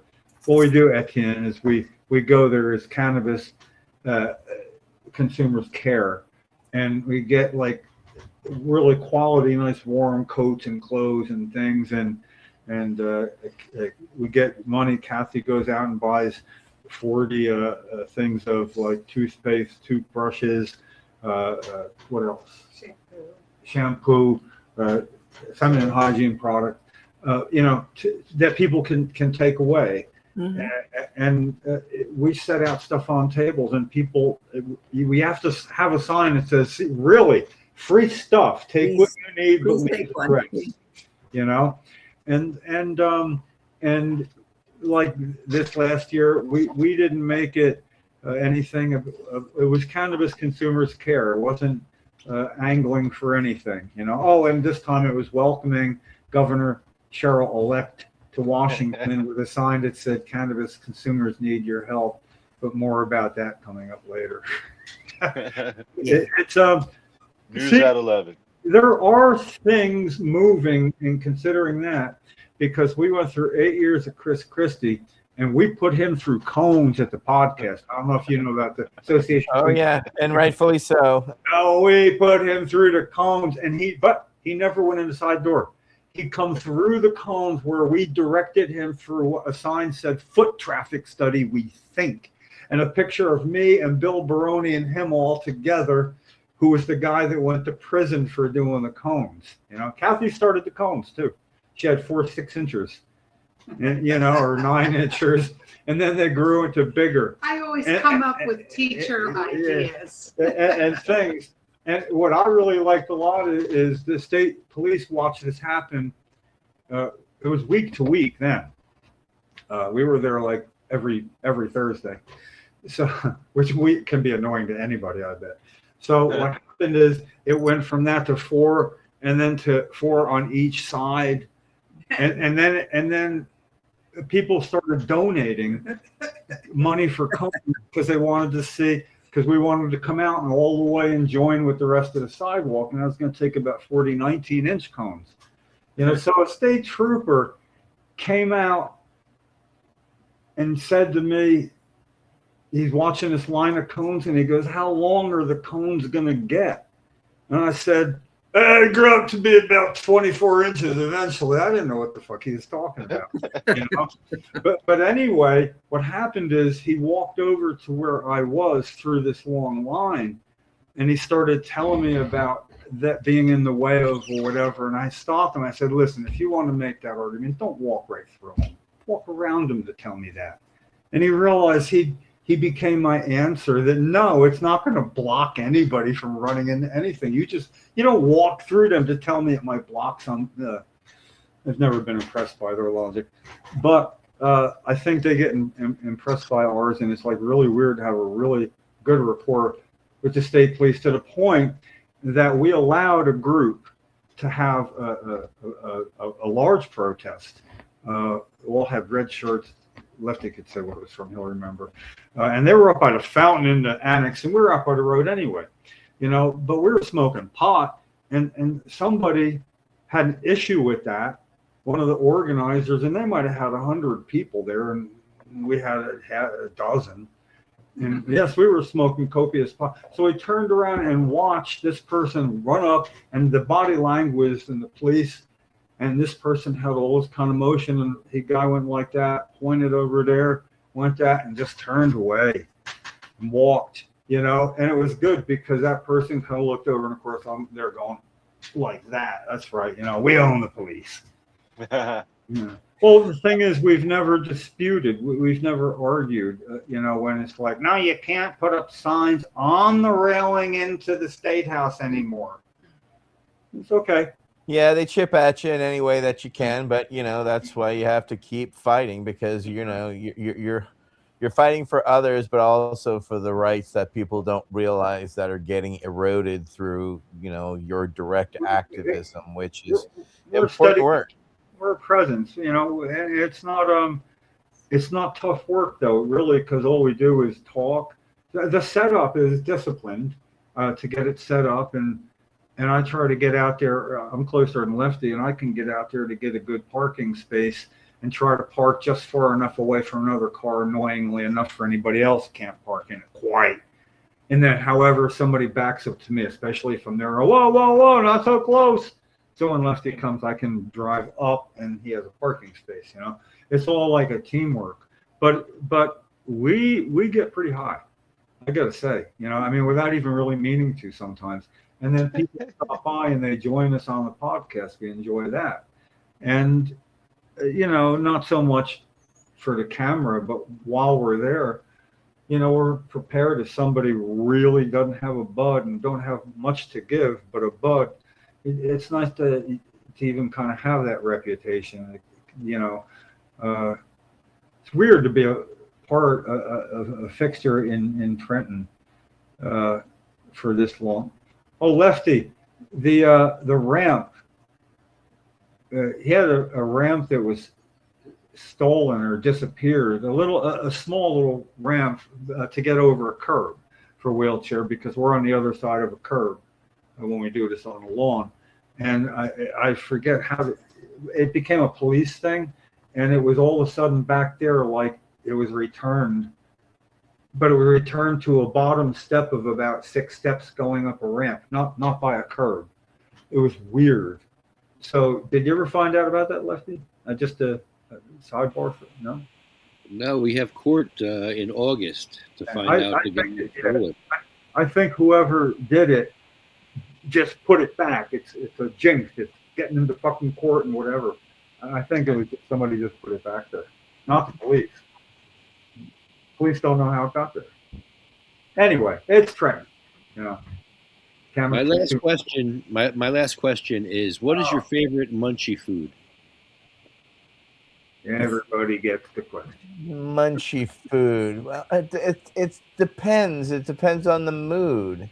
Yep. You know, I when I was younger, I used to eat late at night, but now I don't eat anything past 10 o'clock.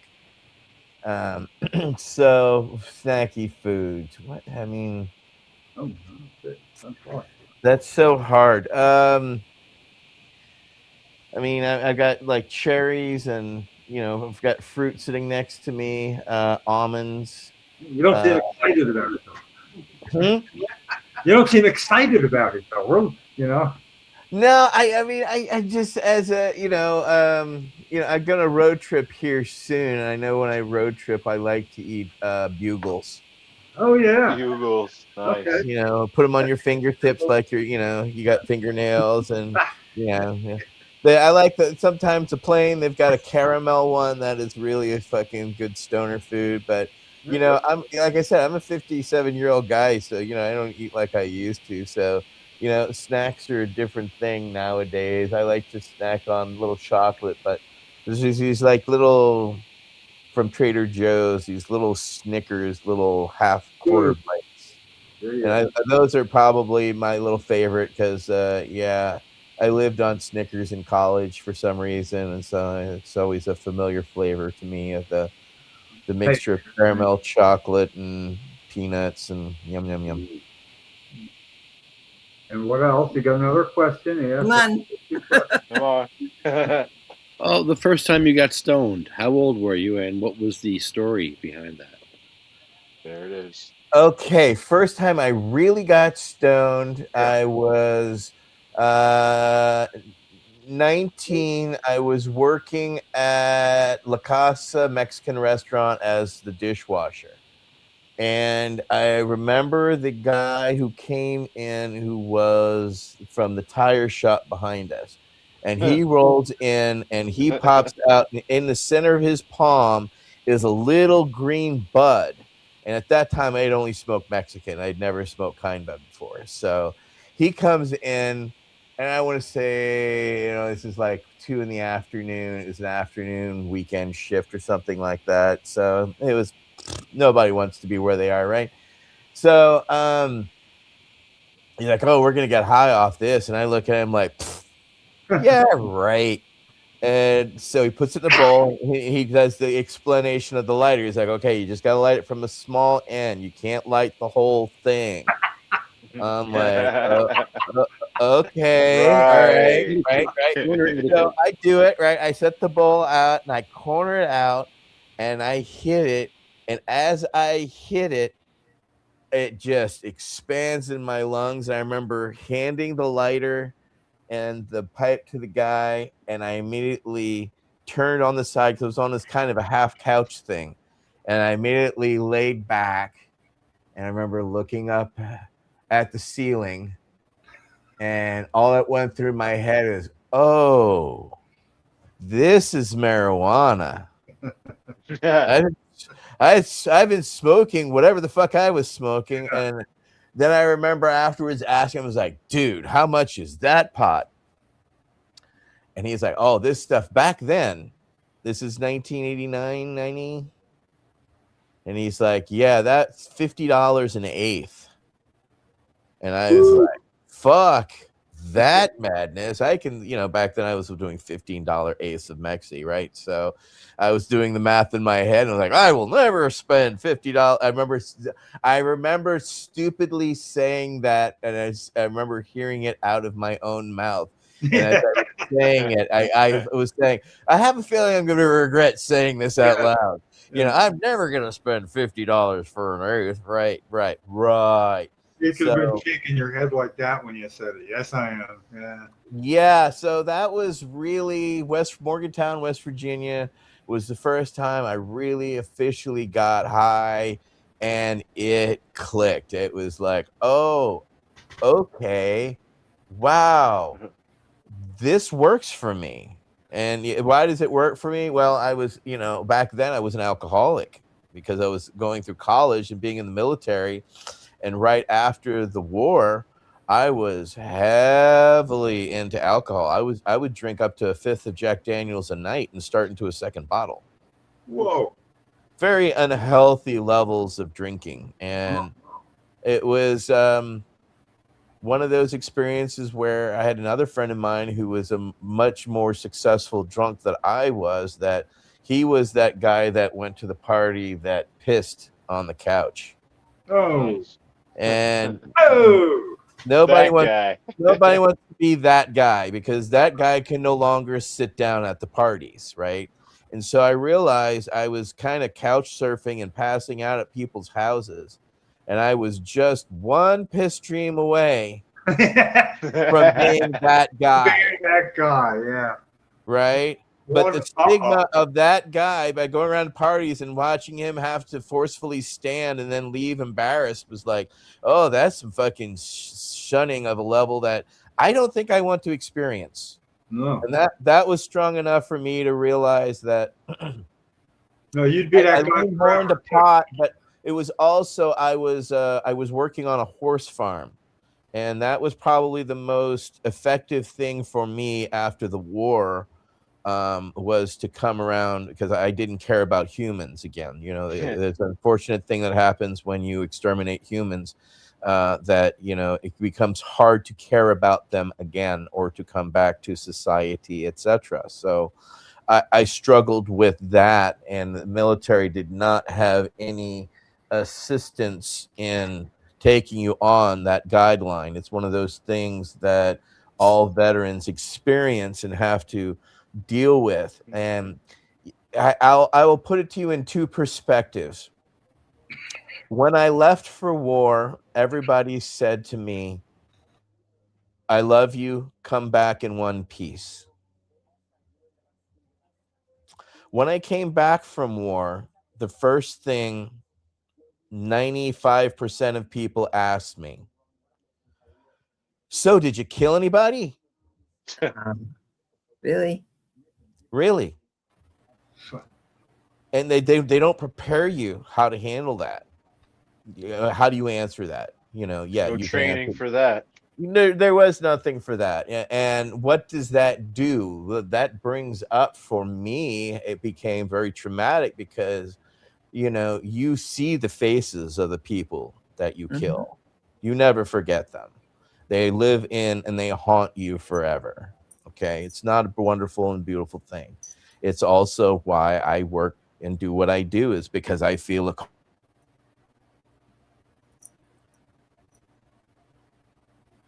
You muted yourself. I did mute myself. Sorry.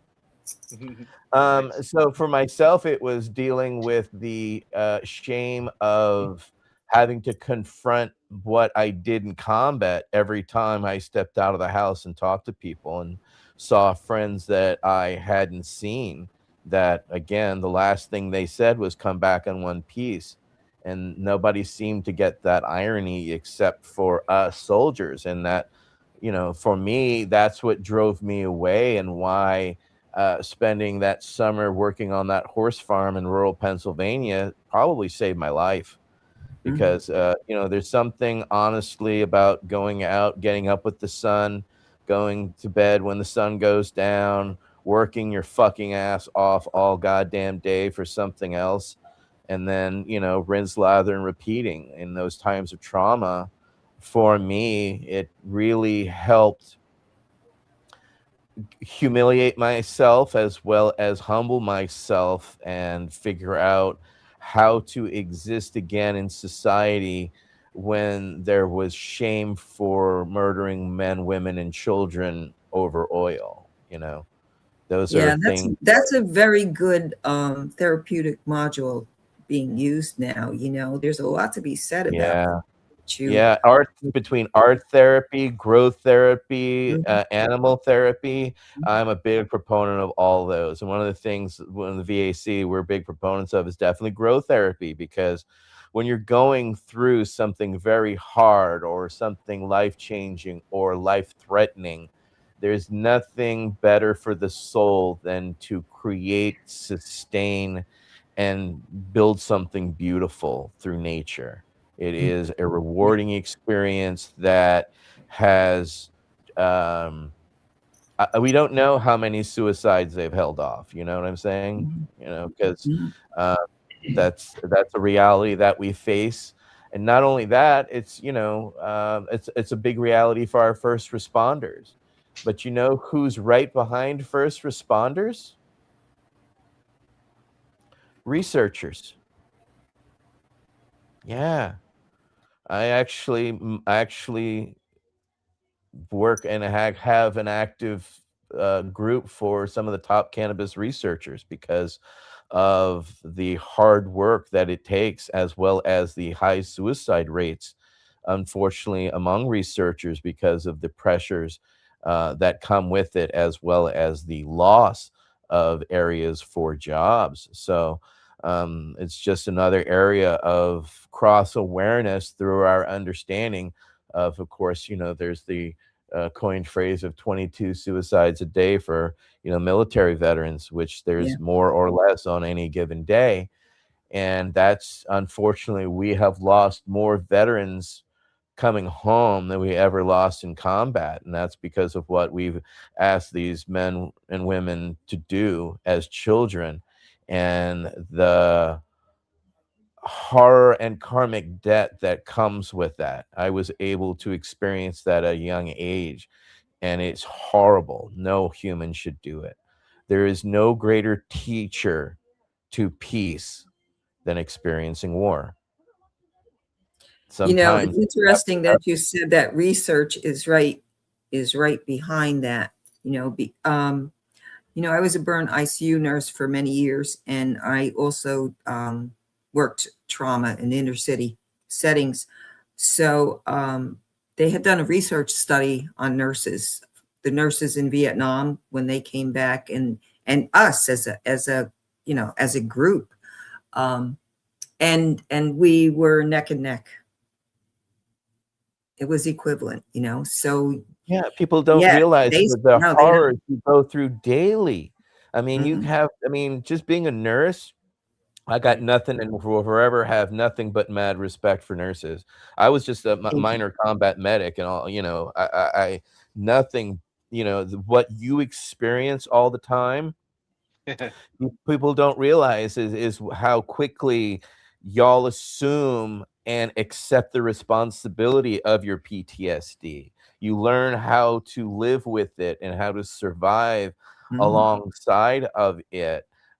But it's something that we need to talk about more and to confront more, so it doesn't become buried, so it doesn't become that sack of sand that becomes such a heavy weight that you can't carry it anymore. There's too many of us that are out there, and that's the great thing about cannabis. It helps shine through that light and helps give people hope when sometimes they're hopeless. It's helped me in times when I would have absolutely have necessarily gone the distance. And we all have to deal with our own mortality our own way. And that's one of the things we've had to deal with. I mean, I've been providing medicine for 27 years. I've been dealing with people dying for 27 years, and it never gets easier. Each one is special, beautiful, and horrible, all in its own, itself. So we all have to figure out how to help each other walk better toward the exit. And that's one thing that Jim and you and others have taught us, is to have that compassion and that humility to step outside yourself and help others along the way, and what beautiful things can happen. Yeah, and that was kind of like at the end of the podcast, one thing that Lefty's been doing for a while now, and it's not a super long list, but it's done in the style of September 11th, when the names of those who died in the World Trade Center attack, their names are read and separated by a belt, just like so they're real, not forgotten. So it's like it's not like a hard and fast list and ways people get on it, but it's all people that died pretty much before getting to the light at the end of the tunnel. And I think that, for those of us that have somebody on that list, we appreciate that, because often others are afraid to talk to us about it. Like, I lost a daughter, and I see what a hard time someone has when they want to ask me a question about how I felt about that, or what happened, or how did you do it afterwards, and whatnot. But those are difficult questions to ask. So yeah, but how good did it feel to answer and be able to answer them honestly, right? Mm-hmm. And I do like to answer those questions.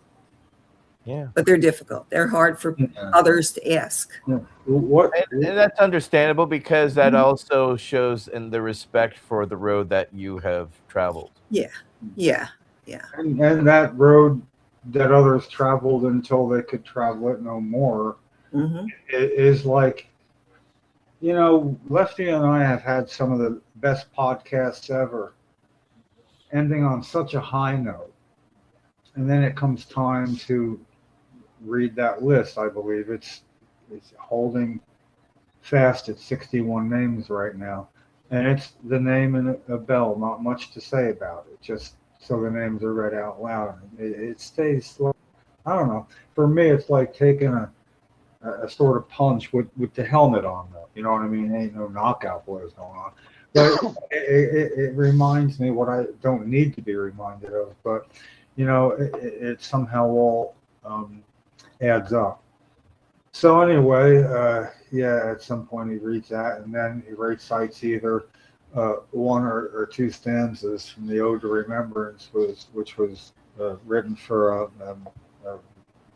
those killed in World War I from United States, France, Australia, and come on, Jim, I've been getting pretty high here tonight.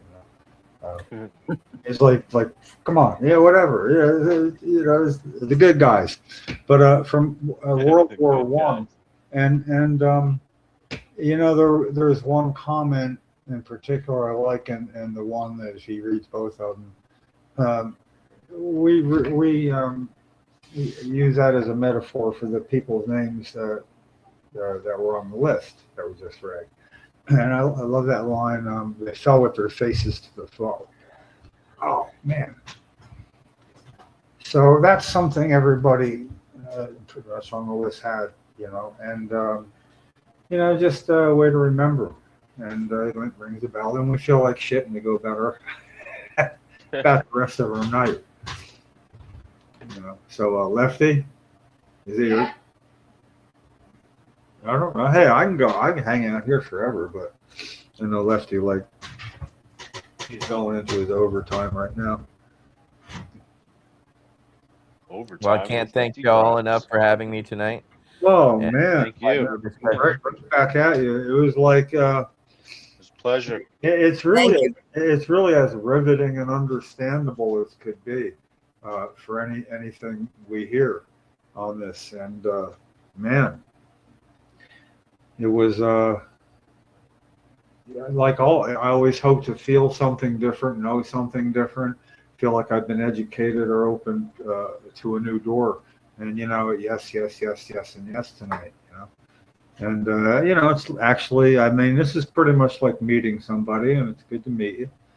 It's kind of cooler than a conference call, Yeah, I'd prefer it over a joint or passing you a pipe, but this is the next best thing. And I look forward to the time when we do actually physically share some abundance together. Well, it's one thing about all the paths that I've crossed and that you've crossed was the crossing of those paths, the time that you have to share. And it's not long. But then along came ways of staying in touch so easily, like say Yeah. Facebook as an example. For me, I really don't go a lot. I should be actually, it's come to my attention, I really should be on Instagram right about now for things that I'm getting ducks in a row, you know. And I don't know, man, you know, I can't teach an old dog new tricks. You know, it just seems like it's up to the person teaching the old dog to find tricks that old dog could learn. You know, I mean, I am so deficient in such simple things. And honestly, seriously, It doesn't take away from what you're doing, your message that you're going for, oh because yeah, people respond or see it. You don't necessarily have to do it. I mean, you have to understand, Jim, they hire people to have teams around people to do things. I Yeah. can't keep up with that either, and I'm on the front lines. And even when I'm on the front lines, I can Oh. only just do a snapshot because I'm too busy in the shit, as we say, to sit there and gloat about what's going on. You know, you're you can't you're- sit and rest on your laurels, right? We've got enough laurels. We could sit back and retire and enjoy what we've done, but we're not satisfied with that. We have to keep driving and making that change Yeah, forward. yeah. And I credit you that you're doing it in your way. So don't chastise yourself that you're not able to necessarily learn a new tool. Your tools reach the right people as is. And This coming from a man who's working on global affairs as his project, you know, it's like okay, man, you know, I feel like actually, I'll be honest with you, I actually feel more validated for having been through this podcast. There, well, that's the quickest definition. I'm trying to like fucking nail. What is this feeling? I'm not goddamn used to it. Validation, feeling it, you know. So thank you for that. You know, I mean, we don't do that enough with our mentors and people who have done something that have moved the needle. We need to appreciate those that have, as I said before, that have been hoisted out of your normal life that anybody should have, and the activism life wasn't chosen for you. You kind of had to choose it, and you accepted it with a grace and an honor that few people I have seen be able to walk that road and sustain. So, you know, that is a gift. That's a special gift. And that's one that, others recognize in you. And you need to hold that mirror up and look at yourself for the beautiful soul that you are, because you inspire us. And I hope you realize that, Sue, you do the same by holding up the message and making sure that people can be heard, and as well as the road that you have had to walk. No easy roads that lead us here. However, we can share in the experience of change and do the best that we can to use our voices, because I know I'm a white male and I've used my white maleness to affect the change that I have, because I can. I grew up in being the only white kid in my neighborhood growing up in New Orleans. And I never forgot that I grew up poor. But even while growing up poor, my mother had a son. Not only did she marry a blind guy, my brother was born without eyeballs. So what did she do? She started the first organization for parents who had children that were born blind, because it didn't exist. And out of that, she started the first blind radio station run by the blind for the blind in New Orleans. That's still running to this day, all while dealing with a special blind and autistic child. She also then sued the state of Louisiana to have the right of transportation for every blind and deaf kid to go to the state school, because the state of Louisiana refused to fund it, and fuck you if you think we're gonna. And, so I was able to have a great teacher to show me that, you can go from somebody who should just have a normal life that you can be thrust into a limelight just trying to do the best for the person that you love. And so I've been able to see that from being a child, and then as an adult, I got to see others in my movement, like you, Jim, and what you did for Cheryl, be another beacon of an example of how to accept one of the hardest things you'll ever do in your life with a grace and humility that would end up being a teaching point for others. So you had a great deal of fear, and we respect that greatly because you walked it and you walked through the fire, and we will forever recognize that. And that is part of what we take in what Michael and I do at the national level and what we do at the international level. So thank you. Wow. Yeah. Thank you, Jim. See that? Thank you. Yeah, really. It's sort of like I have a hard time It's okay. trying to figure We out. love you and we thank you. To me, it's like what I did was get scared, and then I did things like walk, talk. What? I didn't juggle. I didn't do math that other people do. I didn't write Yeah, but you know how many other people are paralyzed that didn't do Anybody anything? could do that. Everybody, well, people who are physical enough could do that. And the thing is, you know, it's sort of like if I didn't get pushed at times by modifying force that Cheryl was at one point when I reached my breaking point, which I reached more than a few times. Well, not of the real breaking point, you know. And I remember I was just so frustrated. It wasn't about Cheryl; it was about something going on, and it was with her, and it wasn't being comfortable, and it was all wrong, and we didn't have any cannabis. And I said, I ought to take this wheelchair, put it on my fucking shoulders, and walk across the state with it. You know, like and it was like, don't be. I don't know if she said stupid. I'll remember it as silly because she wouldn't say stupid. But anyway, don't be so stupid. You know, it's got wheels. Oh, that was like really the short way to fucking pull me right the fuck back, you know. And then, so, you know, I did, tough situation. Did the math. I took a ride on what would be the route, found it was 58 miles. And I knew that I walked 2.5 miles an hour. Jim, you seem to forget that there's thousands of other people that chose not to do the things that you did. Yeah. I think That chose to hide, that yeah. chose to let their people suffer. Yeah, okay, my biggest fear is realizing I could have done something and knew about it, and realize when it's too late I should have done or I could have. And I have so few of that, you know, because I guard against that. That's the dividing point. What would happen if I don't do it? You know, and you know, basically it's like the bad end is never, it's never that bad. You know, it's something I'd rather not go through, no doubt, at the end of it. But you found your strength along the way, how strong you really were and are. And that's something that most people will never have that chance to have that road, much less walk that journey, much less lead by example. That's how special you are. I just want to reiterate.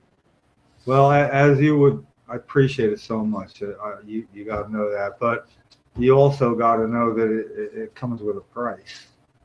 Of course, that's why you're held in such respect. The price is something nobody wants to pay. The price is something no one ever wants to have on their soul, but you endured it with a grace.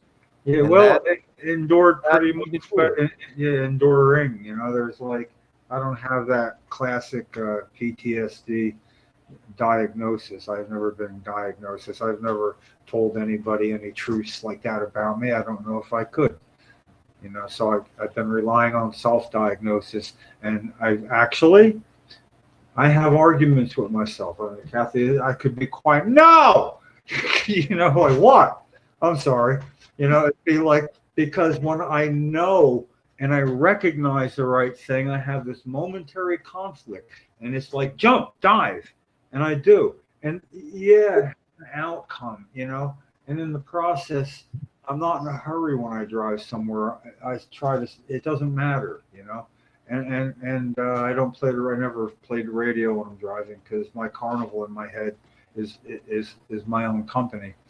But yeah, it's come with a price, but it's also come with a history that, you know, without being like real particular, if Senator President Scutari wanted to know kind of what road could be taken, I have a reference. That would be Congressman Frank Pallone.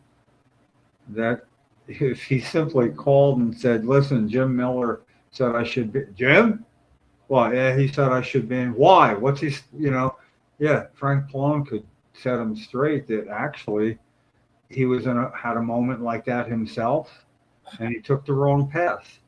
Next thing you know, which it wasn't the next thing you know, is outside his house with Cheryl's Memorial wheelchair and a sign on it, pacing the 28 steps to his home on Ocean, 1175 Ocean Avenue, right, you know, on the ocean, in Longbridge. And yeah, because I had the right to do that and make a short story even shorter. There was nothing he could do about it, and it worked out great. And then that was all because he was voting yes on the thing that California Congressman Jim Rogan was also voting on. So it was like bitching about the same thing. And there's no reason Frank Pallone should have been. So when I send my second to his office, who was a constituent, saying, you know, I would wipe the slate clean with him if he just took a pass and didn't vote on the bill. And what happened is he went there and told them that, and then 2 weeks later it turned out he voted against it. In other words, he flipped his vote entirely and voted against it. I haven't talked with him since. You know, that's a great reference. So the thing is, suppose Senate President got in touch with him before deciding what to do. Should he become aware that maybe Jim was planning to Billy Jack him, you know, like there's nothing you can do about it. And just let's suppose for shits and grins, his police in his district were informed by an Esquire that Jim Miller, you know, here's what he's going to do, and you know, no knee-jerk reaction. He just, you know, wants 20 minutes time of Senator Scutari on a Zoom meeting, and we can all go home happy. Well, why would anybody go to any lengths to avoid that for 20 minutes? It's a freaking conversation, not even with me. You know, I want to take that out, so you can't use that as an excuse. I want to open that door. And, you know, it's what I really hope is there is a chance, think about it, he'd go, okay, wait a minute. You can't use Frank Pallone as I could call him and he knows it. And I would hope that he does. But I would think that might trigger something in him to think, okay, I got to drop this rope. I got to do something. He could get me to step back by doing anything at all. He didn't have to say, okay, when and where and who do I talk with? You know, we could sign a memorandum of understanding on how we would work this out, you know, and then he could push that can down the road. A memorandum of understanding. That's funny. I'm associating him to federal level shit at all I can. As a matter of fact, I've got in trouble with that with some of my close allies on the good side. You know, yeah, I don't know. I think I need an all-shoot religion here or something. I'm just saying. You know, it's really hard. Anyway, Sativa Cross is pretty much where I ended up landing, doing most of my work. It was fun co-founding the Coalition for Medical Marijuana in New Jersey, and it's in great hands with Ken Walsky. They do a lot of good shit. They just sometimes need somebody like me to open a door for them. So, you know, here I am. It's like we're being a clubhouse and all, but, you know, we're going to have somebody watching over us and we're setting goals, you know, and we'll see where we can get. Thing is with Lefty, you don't know. Is he still around? I don't know. But 18 needs to go to dinner. Well, anyway, he might be leaving it to us to end the podcast. He's done that before. Yeah, right. Yeah. You know, it would be, we could get out of hearing the list, and I'd do anything to get out of it. I know the list. You know, I'll look it up. I'll say it myself later. You know. But anyway, I got a road not yet traveled tonight, and I got to run. So, Lefty, it doesn't work when you shout, Jim. You know. Nah, he doesn't hear us. There you are. There he is. Oh, hey. There he is. Man, he had this like way Jesus laying down. It freaked me out for a second. What the hell? No, Well, he's got his pillow behind him. He was on the snooze button. You have a Let- website that people can find you, or a way? Veterans Action Council at gmail.com, veteransactioncouncil.com. That's where we can be found. So I'm also the letters ATN 420 on Instagram, and Etienne Fontan on LinkedIn. Most of our work is, again, the work that I'm doing now is through, of course, Veterans Action Council and the work that we're doing nationally. So there'll be an article coming out here on the marijuana moment by us. It'll be the one by Mary Lynn Mathry, because she's also part of our group. So I've got a very stellar all-star team of people who I work with. So I'm very fortunate to have other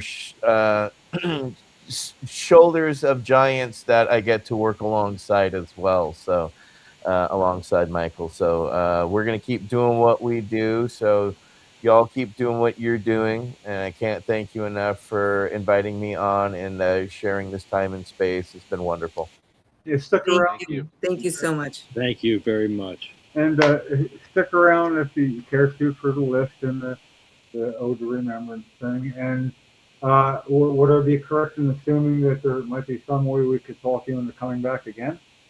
Absolutely. Just let me know. I could peel away the time, and happy to share talks and experience, as well as update you at any time on what's happening at the national and international level, because my finger's on those pulses. So, I tend to have my own perspective, but at the same time, I have a historical perspective to balance against that. I've been doing this for 30 plus years as a patient, and as a provider and a grower. So I'm very fortunate to wear many different hats, but fortunately my veteran hat is the one that seems to be opening all the doors. So I'm going to use that to affect the change I can in the time frame that I've given. There you go. That's the way to work. Thank you so much Thank for you. your time. No, look forward to the next time, beautiful people. Yeah. I'll be in touch. We'll be in touch. Thank you. Appreciate it. Thank you. We will. Thank you, CMMNJ, UFCW, Arlo Glass, OprahMachine.com, and SativaCross.org. Our list begins. We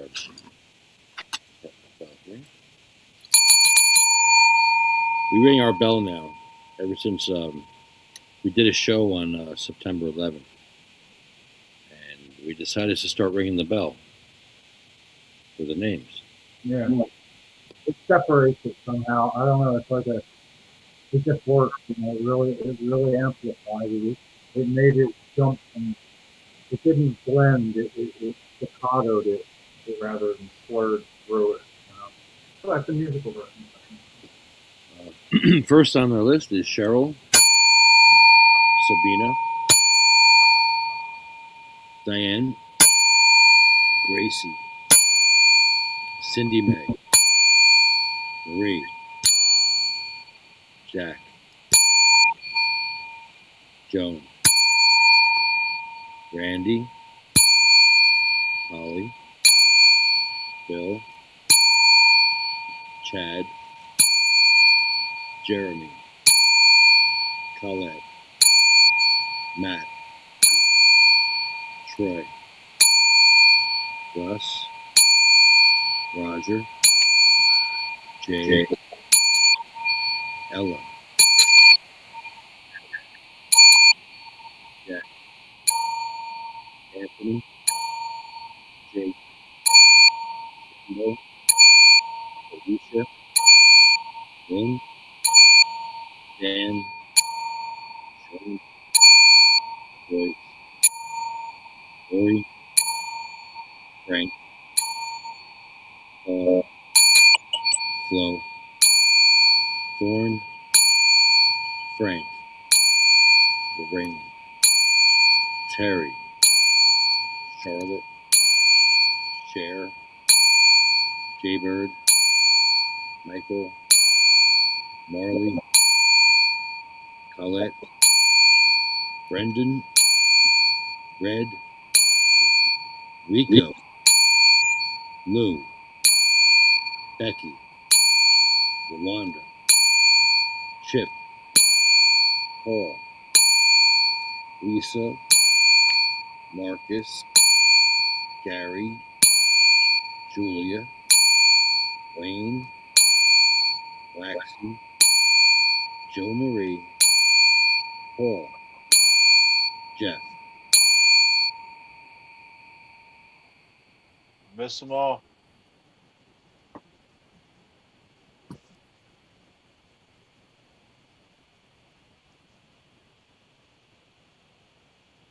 Are we missing the late great Wayne Bree's voice? No. This concludes our podcast. This concludes our podcast. That would be that you don't. We have a really. Wait. This concludes our podcast. This concludes our podcast. Oh, that was good. That was good. Yeah, but he became a member of the list after listening to it. He recited for 10 years. He listened to it. He recited to be on it. And Johnny generally remembers him with a quick flash of his picture, which is nice, you know. So you're gonna ode us on. Guys, we'll see you next time. Thank you. They shall grow not old, as we that are left grow old. Age shall not weary them, nor the years condemn. At the going down of the sun, and in the morning, we will We will remember them. All right. Thanks, everybody. Okay, Thank you. peace out, everybody.